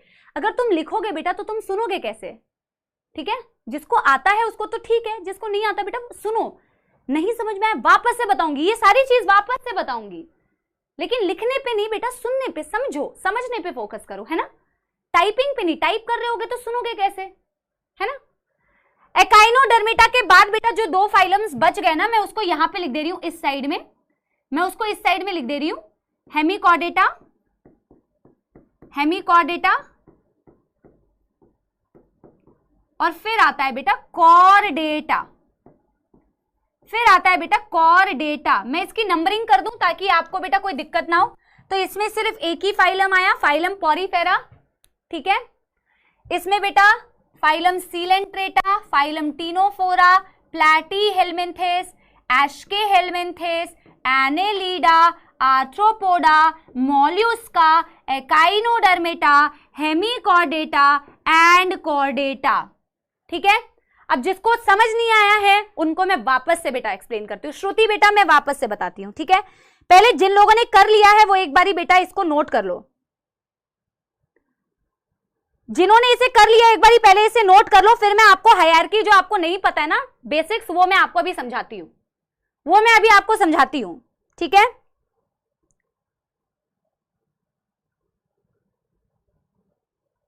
जल्दी पहले इसे नोट कर लो, फिर मैं आपको जिनको वो kingdom, phylum, class, order, family, genus, species ये नहीं पता है वो मैं आपको बताती हूँ, ठीक है। जिन्होंने 9th क्लास में बिल्कुल 0 पढ़ा है मैं उनके लिए एक बारी बता दूंगी, लेकिन जिनको ये पता है प्लीज उसको नोट मत कीजिए, ये सिर्फ उन बच्चों के लिए है जिनको नहीं पता है, जिनको नहीं पता है सिर्फ उन बच्चों के लिए है, ठीक है।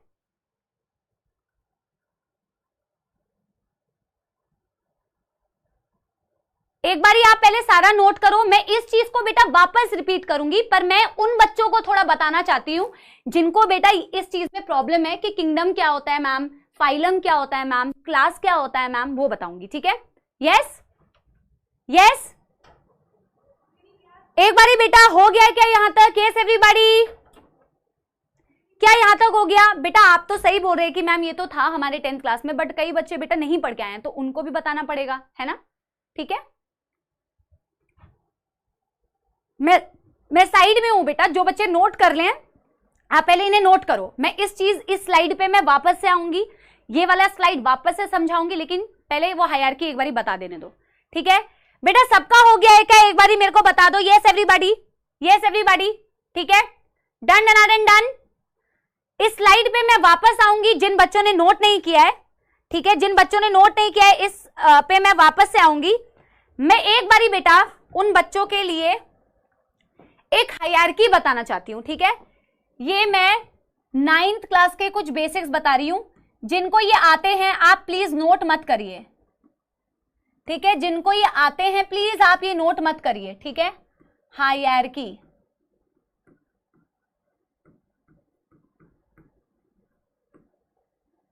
ठीक है, ये सिर्फ उन बच्चों के लिए जिनको नहीं समझा है। किंगडम हो सकता है, सब किंगडम हो सकता है,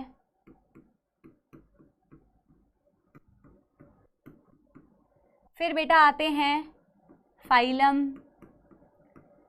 फिर आता है क्लास,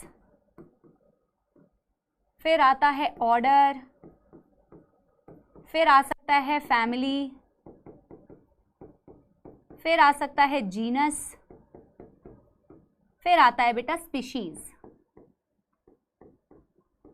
ठीक है। कहीं कहीं पे सब किंगडम आपको नहीं भी मिलेगा, कहीं कहीं पे बेटा सब किंगडम आपको नहीं भी मिलेगा, तो उससे कोई प्रॉब्लम नहीं है बेटा। ये मैंने आपको क्या बताया, ये मैंने आपको हायरार्की बताई है, ठीक है।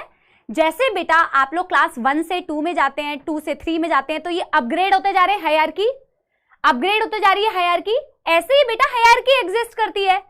किंगडम के अंदर बेटा सब किंगडम एग्जिस्ट करते हैं, सब किंगडम के अंदर बेटा अलग अलग फाइलम्स होते हैं, एक सिंगल फाइलम के अंदर बेटा अलग अलग क्लासेस होती हैं, एक क्लास के अंदर बेटा अलग अलग ऑर्डर्स होते हैं, एक ऑर्डर के अंदर डिफरेंट डिफरेंट फैमिली होती है, और एक फैमिली के अंदर अलग अलग जीनस होते हैं, और एक जीनस के अंदर बेटा अलग अलग स्पीशीज होती है।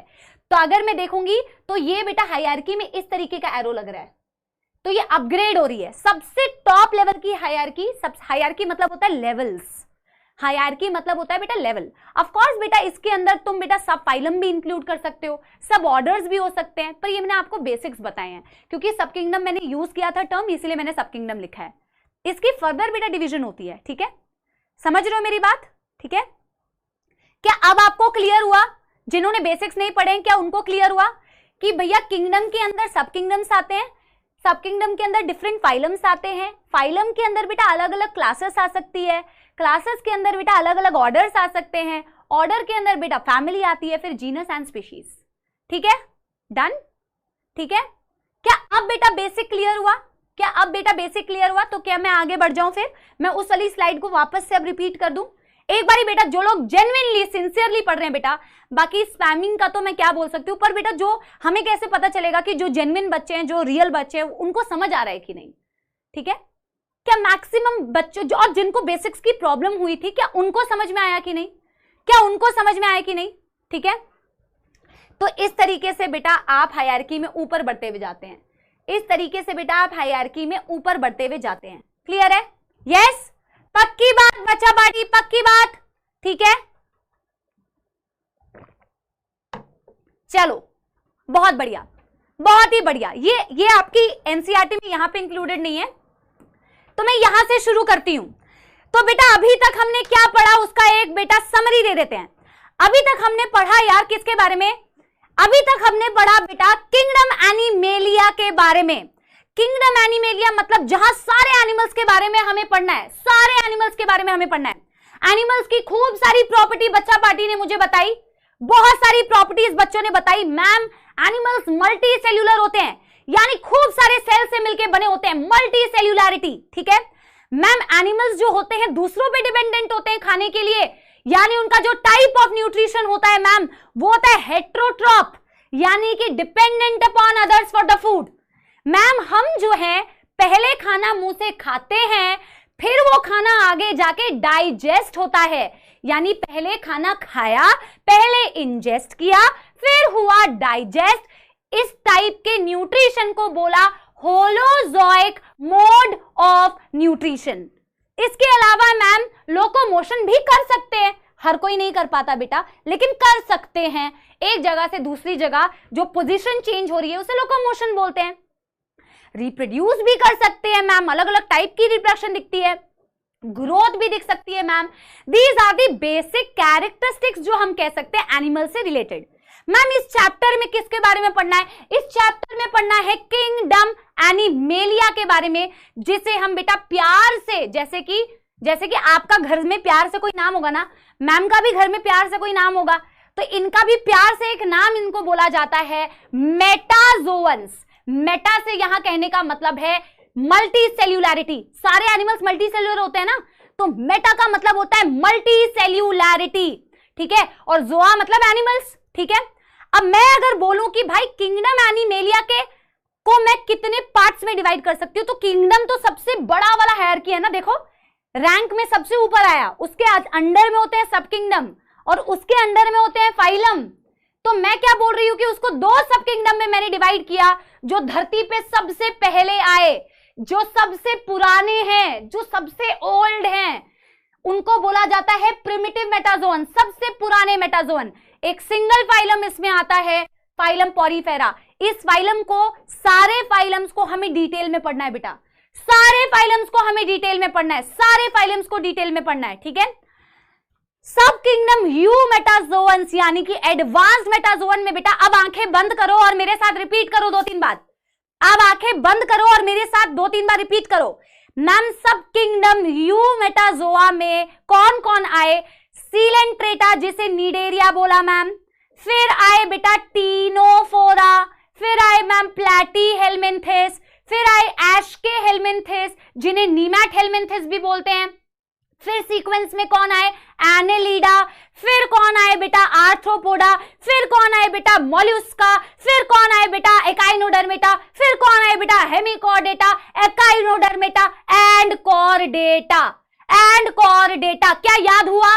इसको सीक्वेंस में याद करना है, इसको सीक्वेंस में याद करना है। यस मौली वर्मा बेटा, सीलेंट्रेटा और नीडेरिया बिल्कुल सेम टू सेम है।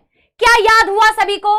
यस यस यस, क्या सभी को लर्न हो गया बेटा? अगर लर्न नहीं हुआ तो दोबारा बोलो। पॉरीफेरा सबसे पहला फाइलम होता है, फिर सीलेंट्रेटा, फिर टीनोफोरा, फिर platyhelminthes, aschelminthes, annelida, arthropoda, mollusca, echinodermata, hemichordata and chordata. And chordata. Am I clear to all of you? Am I clear to all of you? जल्दी से बता देंगे बच्चा party. Am I clear to all of you? Yes, done done done done. अभी chapter के हमने सिर्फ और सिर्फ बेसिक्स पढ़े हैं। चैप्टर शुरू तो बेटा क्लासिफिकेशन से होता है, जब इन एनिमल्स की हम क्लासिफिकेशन करते हैं, ठीक है। मैं आपको बेटा एक बारी ना सिर्फ एक विजुअली आप लोगों को दिखाने के लिए, जैसा आप अपने आप को देख पाते हैं तो आप समझ पाते हैं कि अपन तो ह्यूमंस हैं। हम क्या है? ह्यूमंस हैं, हम मैमल्स हैं। अगर आपने सुना हो, खैर नहीं सुना होगा तो इस चैप्टर में हमें पढ़ना ही है, राइट। लेकिन फिर भी मैं थोड़ा सा, ताकि तुम्हें फील आए कि हम जो ये एनिमल्स पढ़ रहे हैं, हमने जिनको पॉरीफेरा लिखा है वो एनिमल्स की शक्ल कैसी दिखती है, जिसे मैं सीलेंट्रेटा बोल रही हूँ उसकी शक्ल कैसी दिखती है, प्लैटी की शक्ल कैसी दिखती है, थोड़ा उसका फील के लिए, ये बनाना नहीं है, सिर्फ उसकी फील के लिए मैं आपको दिखाना चाहती हूँ। देखो पॉरीफेरा पानी के अंदर रहते हैं और उनकी शक्ल कुछ ऐसी दिखती है। इसे कुछ नहीं बनाना बेटा, ये सिर्फ तुम्हें थोड़ा सा फील दिखाएगा टॉपिक की। ये किसके बारे में बात कर रही हूँ बेटा? मैं पॉरीफेरा के बारे में बात कर रही हूँ। पॉरीफेरा के जो एनिमल्स हैं उनकी शक्ल कुछ ऐसी दिखती है, देख के लग भी नहीं रहा है कि यार ये एनिमल्स हैं, है ना। सो colourful and like this you will see. पानी के अंदर रह रहे होते हैं और इसी फाइलम को हमें डिटेल में भी पढ़ना है, राइट राइट। अच्छा आगे देखो, ये देखो, ये है तुम्हारा सीलेंट्रेटा, ये है तुम्हारा सीलेंट्रेटा इस साइड, ये है तुम्हारा सीलेंट्रेटा। इसके एनिमल्स कुछ इस प्रकार के दिखते हैं, आगे मैं पढ़ाऊंगी भी। जेलीफिश आता है इसमें, जेलीफिश, ठीक है। हाइड्रा इसी में आता है, ठीक है। और तुम इसको देखो, हाँ इसको देखो बेटा, ये एक्चुअल में टीनोफोरा मैंने दिखाया हुआ है। जब मैं टीनोफोरा को तुम्हें अलग से फाइलम पढ़ाऊंगी ना बेटा, तो तुम देखोगे कि टीनोफोरा के एनिमल्स जो होते हैं ना, लाइट एमिट करते हैं, लाइट चमकते हैं, चमकते हैं, ठीक है। एक बच्चा कह रहा है मैम ये तो फिंगर चिप्स जैसे दिख रहे हैं। हाँ, जो पॉरीफेरा वो फिंगर चिप्स जैसे दिखते तो है यार, उसकी बॉडी ऐसे सिलेंड्रिकल होती है। बोल तो तू सही रहा है यार, बिल्कुल सही कह रहा है, ठीक है। तो ये चमक रहे हैं, चमक रहे या नहीं पता नहीं तुम्हें दिख रहा है, पर ऐसे चमकते हैं। ये जो बेटा तुम्हें बहुत ही क्रीपी सा दिख रहा है ना कुछ, ये प्लैटीहेलमिन्थिस है, ये प्लैटीहेलमिन्थिस है। फ्लैट वर्म्स होते हैं, बिल्कुल उनकी बॉडी चपटी होती है, प्लैटीहेलमिन्थिस, ठीक। और ये जो तुम्हें एनिमल्स दिख रहे हैं बेटा इस साइड, क्या इसको पहचान पा रहे हो? क्या ये सेकंड वाले एनिमल को पहचान पा रहे हो? हाँ, वैसे ये तुम्हें अर्थवर्म जैसा लग जाएगा, है ना। अच्छा, मैंने एशकेहेलमिन्थिस का ना डायग्राम ही रखना भूल गई। ये एशकेहेलमिन्थिस है, ठीक है। हाँ, ये है आपका एशकेहेलमिन्थिस, मैंने बीच में बेटा छूट गया है, तो aschelminthes is missing from the slide, कोई बात नहीं। एशकेहेलमिन्थिस मिसिंग है यहां पर, कोई बात नहीं, जब पढ़ाएंगे इंडिविजुअली तब दिखाएंगे। ये अर्थवर्म है, और अर्थवर्म जिस फाइलम से बिलोंग करता है वो एनेलिडा है। बिल्कुल सही पकड़े हैं, बिल्कुल सही पकड़े हैं बेटा। तो एनेलिडा, एनेलिडा के एनिमल्स कुछ ऐसे दिखते हैं, एनेलिडा के एनिमल्स बेटा कुछ ऐसे दिखते हैं, प्लैटी के एनिमल्स कुछ ऐसे दिखते हैं, ठीक है। आगे तुम यहाँ पे देखो बेटा, ये पहचान पा रहे हो बेटा, ये डे टू डे लाइफ में तुम्हें दिखते भी होंगे, ये डे टू डे लाइफ में तुम्हें दिखते भी होंगे। बटरफ्लाई पानी में मिलते हैं, ये कैसे, ये आपको प्रॉन्स, फिर ये आपकी स्कॉर्पियन, फिर आपकी लोकस्ट, टिड्डा, है ना, टिड्डा बोलते हो इसे। ये क्या है बेटा, आर्थ्रोपोडा के कुछ एनिमल्स। क्या आप अब इमेजिन कर पा रहे हो कि यही सारे तो एनिमल्स है बेटा जो तुमने शायद अपने डे टू डे लाइफ में देखे होंगे, और ये इन्हीं फाइलम से बिलोंग करते हैं, राइट। एक बार इंडिया में टिड्डा अटैक हुआ था, किसी को पता है? झुंड में अटैक करते हैं बेटा, ये बड़ी बर्बादी करते हैं बेटा फसल की। तो तुम्हें अगर याद हो कि हमारे इंडिया में अभी आई थिंक 1-1.5 साल पहले टिड्डा अटैक हुआ था, ये इन लोगों का झुंड में, ठीक है।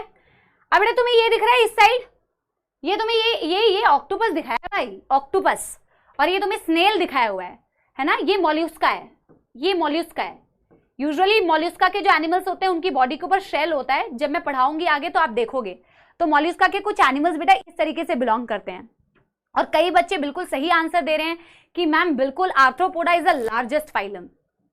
बिल्कुल सही कह रहे हो, बिल्कुल सही मैम, 2020 में। यस, बहुत शानदार यार, जीके भी बढ़िया है तुम लोग की, बहुत शानदार यार, ठीक है। तो ये मॉल्यूस्का के एनिमल्स हो गए बेटा। ये बताना, ये कोई पहचान पा रहा है ये क्या है? क्या ये देख के पहचान पा रहे हो ये क्या है? लार्जेस्ट फाइलम आर्थ्रोपोडा, बिल्कुल सही। ये बेटा पहचान पा रही हो ये क्या भाई साहब है ये? हाँ, है तो फाइलम एकाइनोडर्मेटा, फाइलम तो एकाइनोडर्मेटा का है, फाइलम तो एकाइनोडर्मेटा का है, लेकिन पहचान पा रहे हो क्या है? स्टारफिश। बहुत ही शानदार। डिस्कवरी देखते हो कि नहीं? डिस्कवरी में तो तुम्हें ओशन लाइफ दिखाई जाएगी, बहुत जानदार मेरे अर्जुनास। वेरी वेरी गुड बेटा, वेरी वेरी गुड। मैम ये स्टारफिश है, और ये तुमने नहीं देखा होगा बेटा, ये तुमने कतई नहीं देखा होगा। वैसे ये हेमिकॉर्डेटा है, वैसे ये हेमिकॉर्डेटा है जो तुमने नहीं देखा होगा, ठीक है। और ये आखिरी बेटा जिसमें तुम आओगे, मैं आऊंगी, है ना। हमारे कुछ बच्चे जिनको मैं सपोला बुलाती हूँ, बच्चों को मैं, कई बच्चों का सपोला, तुमने सुना है सपोला आर्मी? इसकी कहानी अगले दिन बताऊंगी। खैर, तो सारे सपोले, मछली, चिड़िया, ये तुम्हारा टॉर्टॉइज, तुम्हारी वेल, तुम, है ना, ये सारे जो एनिमल्स तुम्हें दिख रहे हैं ये कॉर्डेटा फाइलम के हैं। ये किस फाइलम के हैं? कॉर्डेटा फाइलम के हैं, ठीक है। Yes yes everybody. तो बेटा ये तुम्हें दिखाने का पर्पस सिर्फ ये था कि यार तुम्हें ये समझ आए कि जो हमने फाइलम सभी पढ़े ये सारे, इनमें जो एनिमल्स है उनकी शक्लें कैसी दिखती है। हालांकि बेटा हमें हर एक फाइलम को डिटेल में आगे पढ़ना है, ठीक है बेटा। देखो इनका मैं क्या 3D दिखाऊं बेटा? अभी 3D नहीं, जहां जरूरत होगी बेटा, जरूरत के हिसाब से काम करना है। जब ऑब्वियसली मैं ह्यूमन फिजियोलॉजी पढ़ाऊंगी, जब मैं तुम्हें लंग्स दिखाना हो, मुझे तुम्हें हार्ट दिखाना हो, तो मैं तुम्हें उसका 3D मॉडल दिखा के फायदा होगा, कोई एनिमेशन, कैसे ब्लड फ्लो हो रहा है। अभी एनिमल्स का क्या 3D दिखाऊंगी बेटा घुमा घुमा के, है ना। इसका तो डायग्राम ही है, ठीक ठीक। अब बेटा मेरे को ये बताओ, क्या हम एक टॉपिक का इंट्रोडक्शन कर दें आज? अब इस चैप्टर में नीट में कम से कम तुम उम्मीद कर सकते हो 3 सवाल, 3 से 4 सवाल। आप समझ रहे हो इससे पहले पढ़ने का फायदा कितना है? 3 से 4 सवाल अच्छा खासा वेटेज होता है, और उसमें से तुम बेटा 2 क्वेश्चंस तो नीट में मिनिमम बेसिस ऑफ क्लासिफिकेशन से एक्सपेक्ट कर सकते हो। और चैप्टर में बेटा अगर तुम चैप्टर का डिवीजन देखते हो तो चैप्टर में बेसिस ऑफ क्लासिफिकेशन एक टॉपिक, और रिमेनिंग जितने भी फाइलम्स का मैंने नाम लिया वो लास्ट, उनसे 1 सवाल आएगा, और इस बेसिस ऑफ क्लासिफिकेशन से 2 सवाल आएगा। तो तुम सोचो ये कितना इंपॉर्टेंट है। बेसिस ऑफ क्लासिफिकेशन सिर्फ 20% है, और 80% ये सारे फाइलम्स की पढ़ाई है, पॉरीफेरा, सिलेंट्रेटा, टिनोफोरा, उनसे 1 सवाल, उनके इतने एग्जाम्पल्स होंगे, अभी मैं पढ़ाऊंगी, पर आई प्रॉमिस बेटा मैं एग्जाम्पल्स याद करवाऊंगी तुम्हें, ठीक है, बशर्ते तुम भी मेहनत करो साथ के साथ, ठीक है। तो बेसिस ऑफ क्लासिफिकेशन बिल्कुल ध्यान से सुनना, most important topic of this chapter, the most important topic of this chapter, ठीक है, ठीक है, यस।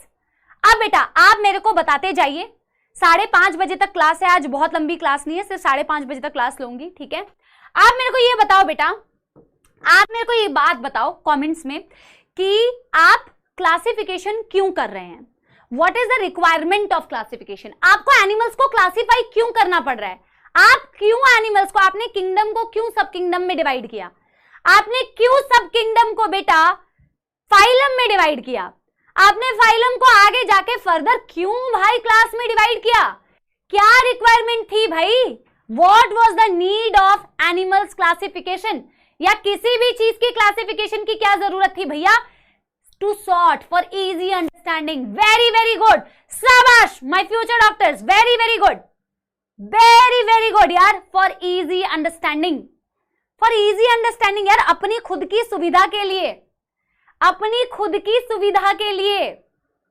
एनिमल्स की स्टडी, आज भी कई एनिमल्स है जो डिस्कवर हो रहे हैं।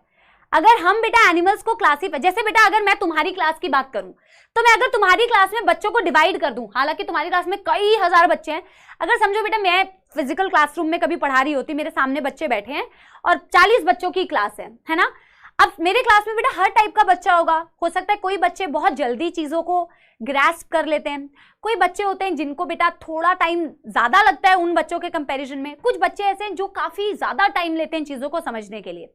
अब बेटा अगर मैं तुम्हारी क्लास में क्लासिफिकेशन कर दूं कि यार ये बच्चा है जिसके सपोज 650 प्लस मार्क्स आ रहे हैं, ये बच्चा है जिसके 400 से 600 के बीच में नंबर आ रहे हैं, और ये बच्चा है जो बिलो 400 स्कोर कर रहा है, तो मैंने तुम्हें मार्क्स के बेसिस पे क्लासिफाई कर दिया, तो मेरे लिए इजी अंडरस्टैंडिंग हो जाएगी कि यार अगर 400 से बच्चा कम स्कोर कर रहा है, 400 से बच्चा कम स्कोर कर रहा है, तो यार इसको मेरे को किस तरीके से हैंडल करना है, इसको मेरे को किस तरीके से समझाना है चीजों को, और अगर 600 से ऊपर बच्चा समझ रहा है तो मेरे को उसको किस तरीके से, मेरी इजी अंडरस्टैंडिंग के लिए, राइट। हर एक एनिमल की सिस्टमैटिक पोजीशन जानने के लिए, कल को तुम्हें कोई एनिमल मिल गया तो तुम्हें कैसे पता चलेगा कि ये आर्थ्रोपोडा से बिलोंग करता है, या मैम कॉर्डेटा से बिलोंग करता है, या मैम एनेलिडा से बिलोंग करता है, तुम्हें कैसे पता चलेगा कल को कोई एनिमल, ऐसा थोड़ी है कि हम धरती पे सारे एनिमल्स की डिस्कवरी कर चुके हैं। इजी अंडरस्टैंडिंग के लिए, अपनी बेटर स्टडी के लिए, और उनकी पोजीशन बेटा जानने के लिए हम करते हैं क्लासिफिकेशन। इतने सारे एनिमल्स भैया, समझ गए मेरी बात, यस यस एवरीबॉडी। तो हम क्या बोल रहे हैं, classification is required, classification is required, मेरे साथ साथ लिखो बच्चों, classification is required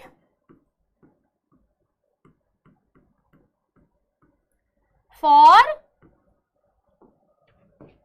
better understanding, for better understanding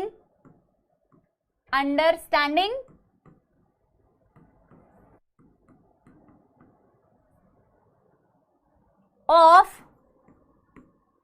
the characteristics of animals,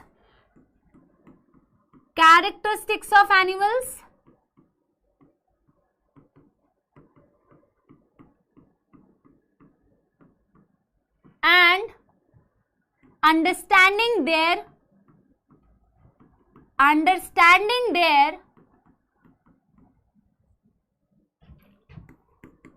systemic position. What is the meaning of systemic position? Systemic position का मतलब है कि वो किस पर्टिकुलर फाइलम से बिलोंग करते हैं, या किस पर्टिकुलर क्लास से बिलोंग करते हैं या किस पर्टिकुलर बेटा फैमिली से बिलोंग करते हैं, that is the systemic position. Easy understanding के लिए, अपनी इजी अंडरस्टैंडिंग के लिए। अब बेटा एक और एग्जांपल से समझना, मैं साइड होके समझा रही हूं ताकि तुम लिख पाओ, ठीक है। मैं बेटा एक चीज और बता रही हूं, अब जैसे मैंने तो बेटा तुम्हारी क्लास को डिवाइड किया था, अभी मैंने तुमसे क्वेश्चन पूछा था कि मैं तुम्हारी क्लास को बेटा किस बेसिस पर डिवाइड कर सकती हूं। मैंने ये वर्ड क्या लिखा हुआ है, बेसिस, आधार। बेसिस का क्या मतलब होता है, आधार। बेसिस क्या है क्लासिफिकेशन का, बेसिस क्या है क्लासिफिकेशन का। जैसे बेटा मेरा बेसिस क्या था, कोई मुझे कमेंट में लिख के बताएगा, कोई मुझे कमेंट में लिख के बताएगा कि बेसिस क्या है। तुम्हें क्लासिफाई करने का बेसिस क्या था, मेरे को बताओ, तुम्हें क्लासिफाई करने का बेसिस क्या था। वेरी गुड, किसी बच्चे का तो आंसर है अनूप यादव का मार्क्स। यस, मार्क्स, सारे बच्चों का आंसर आया वैसे तो मार्क्स, राइट। तो जैसे मैंने किस कैरेक्टर को यूज किया तुम्हें क्लासिफाई करने के लिए, मार्क्स। क्या मैं मार्क्स के अलावा भी बेटा तुम्हारा कोई क्लासिफिकेशन करने के लिए कोई कैरेक्टर को यूज कर सकती हूँ, बिल्कुल कर सकती हूँ। जैसे मैं एक कैरेक्टरिस्टिक्स को यूज कर सकती हूँ, हो सकता है मैं जेंडर बेसिस पे, मैं एग्जाम्पल ले रही हूँ बेटा, दिल पे नहीं लेने का, ठीक है। मैं एग्जाम्पल दे रही हूँ कि यार मैं जेंडर के बेसिस में क्लासिफाई कर देती हूँ, मेल एंड फीमेल, ठीक है। अगला बेसिस क्या मैं कर सकती हूँ, अगला बेसिस में क्या कर सकती हूँ, सपोज लड़कियों को क्लासिफाई करना है, लड़कियों का एग्जांपल लूंगी तो बड़ा मजा आएगा। मतलब मजा क्या आएगा, मतलब इजी होगा समझने के लिए, मजा का मतलब ये है, ठीक है। लड़कियों को मैं कैसे क्लासिफाई कर सकती हूँ, on the basis of their hair style, hair style के बेसिस पर। कैसे, जिन लड़कियों ने एक चोटी बनाई है वो एक तरफ हो जाए, जिन लड़कियों ने दो चोटियां बनाई हैं एक तरफ हो जाए, जिन लड़कियों ने खुले बाल रखे हैं वो एक तरफ हो जाए, ठीक है। वेरी गुड, तुम लोगों ने बोला अरे on the basis of intelligence, मैं कैसे डिसाइड कर लूं, सिर्फ नंबर के बेसिस पर तुम्हारी इंटेलिजेंस डिसाइड कर लूं, कैसी बातें कर रहे हो। हाइट, हाइट, वेरी गुड यार, हाइट, हाइट तुमने बहुत सही बताया। हाइट के बेसिस पे मैं तुम्हें क्लासिफाई कर सकती हूं।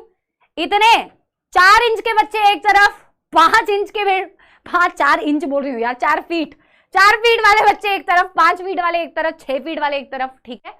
Height can be a criteria, height can be a criteria, right. Blood group can be criteria कि ओ पॉजिटिव वाले बच्चे एक तरफ, बी पॉजिटिव वाले एक तरफ। लेकिन मेरे कहने का एजेंडा क्या है, मेरे कहने का मकसद क्या है बच्चों, मेरे कहने का मतलब क्या तुम्हें समझ आया। मेरे कहने का मतलब है कि मैं इन्हीं सारे, जैसे मैं देखो डिवाइड मैं तुम्ही लोगों को कर रही हूं, डिवाइड मैं अपनी क्लासेस के बच्चों को कर रही हूं, पर अलग अलग बेसिस पर क्लासिफाई कर रही हूं। कभी मैंने तुम्हें तुम्हारे मार्क्स के बेसिस पर क्लासिफाई कर दिया बच्चों, कभी मैंने तुम्हें तुम्हारी हाइट के बेसिस पर क्लासिफाई कर दिया बच्चों, कभी मैंने बेटा तुम्हें तुम्हारे जेंडर के बेसिस पर क्लासिफाई कर दिया बच्चों, कभी मैंने तुम्हें तुम्हारे ब्लड ग्रुप के बेसिस पर क्लासिफाई कर दिया बच्चों, वेट के बेसिस पर भी क्लासिफाई कर सकती हूँ। बस करो यार, बस बस ठीक है। यानी मैंने सेम कैटेगरी के बच्चों को क्लासिफाई किया, पर मैंने अलग अलग कैरेक्टरिस्टिक्स का यूज किया क्लासिफाई करने के लिए। इन द सेम वे मैं पूरे एनिमल किंगडम को क्लासिफाई कर सकती हूं। किस किस बेसिस पर, मैं वही लिखने वाली हूं।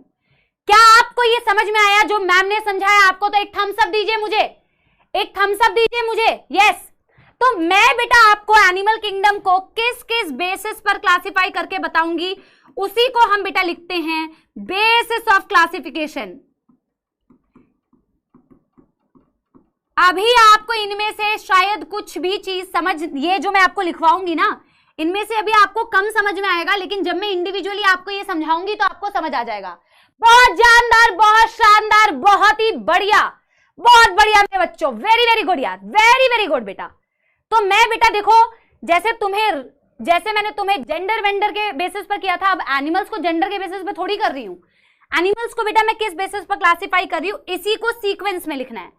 Number 1, level of organisation. मैं मतलब आगे बताऊंगी, अभी सिर्फ आप लिखिए लेवल ऑफ ऑर्गेनाइजेशन। बेटा फ्यूचर में हमें इनके शॉर्ट फॉर्म भी यूज करने हैं, तो इनके शॉर्ट फॉर्म भी आप लिखिए। लेवल ऑफ ऑर्गेनाइजेशन को शॉर्ट में लिखते हैं बेटा LOO, ठीक। Second symmetry, third germ layer, third germ layer, ठीक। Fourth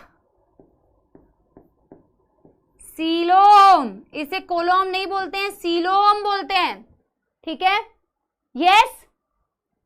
then fourth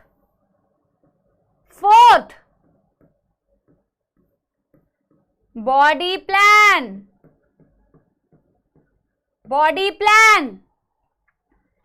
fifth segmentation, sixth notochord, and of course बेटा इसके अलावा भी हम कुछ कैरेक्टर को यूज करेंगे, जैसे डाइजेस्टिव सिस्टम। आप बेटा अगले पेज में लिख सकते हैं, आप मेरी तरह साइड में मत लिखिए, ठीक है। फिर 8th रेस्पिरेटरी सिस्टम, जो एनसीईआरटी में दिए हुए हैं, मेंशन किए हुए, मैं बस वही बता रही हूं बेटा, ठीक है। रेस्पिरेटरी सिस्टम,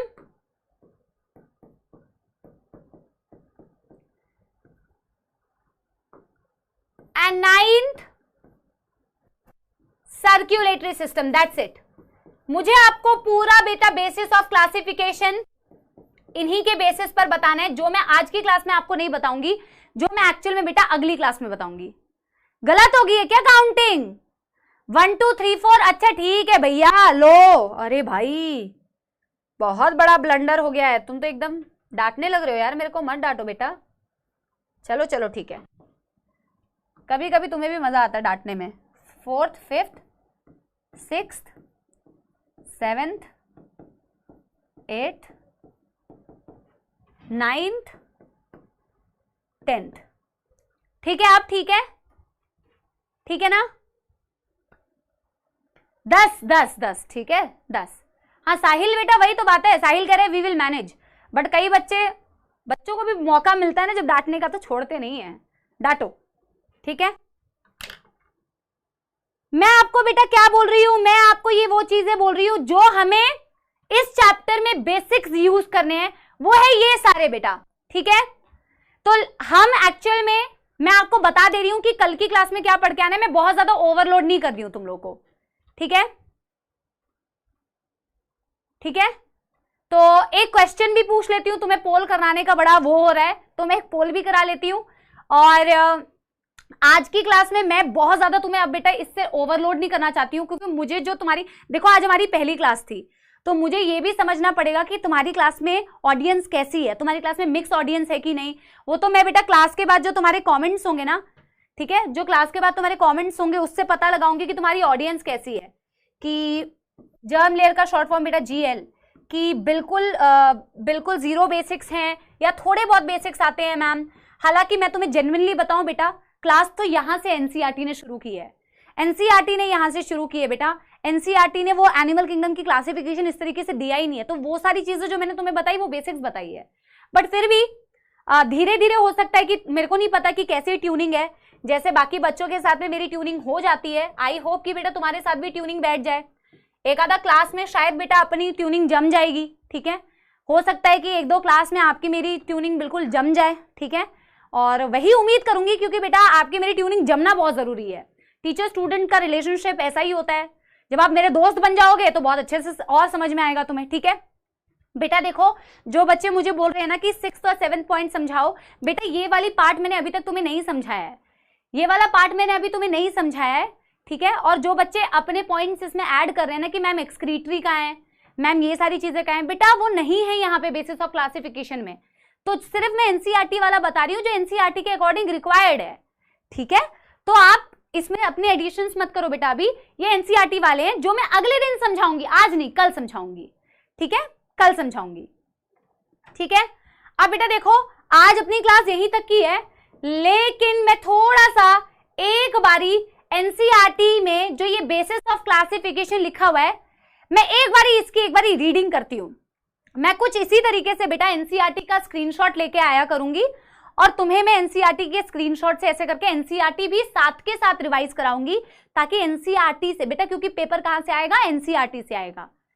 हम एनसीईआरटी बेस्ड ही नोट्स लिखते हैं, बट एनसीईआरटी को साथ के साथ भी रीड करेंगे, ठीक है। उसके बाद पोल करा रही हूं, देखो क्या लिखा है बेसिस ऑफ क्लासिफिकेशन में। In spite of differences in structure and form of different animals, there are fundamental features common to various individual in relation to arrangement of cell, body symmetry, nature of coelom, the digestive, circulatory, reproductive system. यहाँ पे reproductive जो mention किया है, जिसकी वजह से आप बोल रहे होगे, पर लास्ट में टेबल खोल के देखना बेटा, इस चैप्टर के एकदम लास्ट में एक टेबल दिया हुआ है, वो बेसिस ऑफ क्लासिफिकेशन है, ठीक है। तो बोला कि यार इतने सारे डिफरेंसेस होने के बावजूद भी हम सबके पास कुछ फंडामेंटल फीचर्स होते हैं जो सेम होते हैं, ठीक है, जिनको हम एक्चुअल में बेसिस ऑफ क्लासिफिकेशन में यूज करेंगे। These features are used as the basis of animal classification and some of them are discussed here and some of these are discussed here, ठीक है। तो यहां से बेटा हम अब पढ़ नहीं रहे हैं, यहां से हम अगले दिन पढ़ेंगे। इसको डिलीट कर दिया जाए, इसको डिलीट कर दिया जाए। एक पोल क्रिएट कर दूं, चलो देखते हैं। आप आंसर देना, मैं क्वेश्चन लिख रही हूं, मैं क्वेश्चन को छुपा के लिखती हूं, ठीक है। आज तो हमने ज्यादा पढ़ा नहीं है, फिर भी देख लेते हैं। एनिमल्स आर, दिख तो नहीं रहा है तुम लोगों को?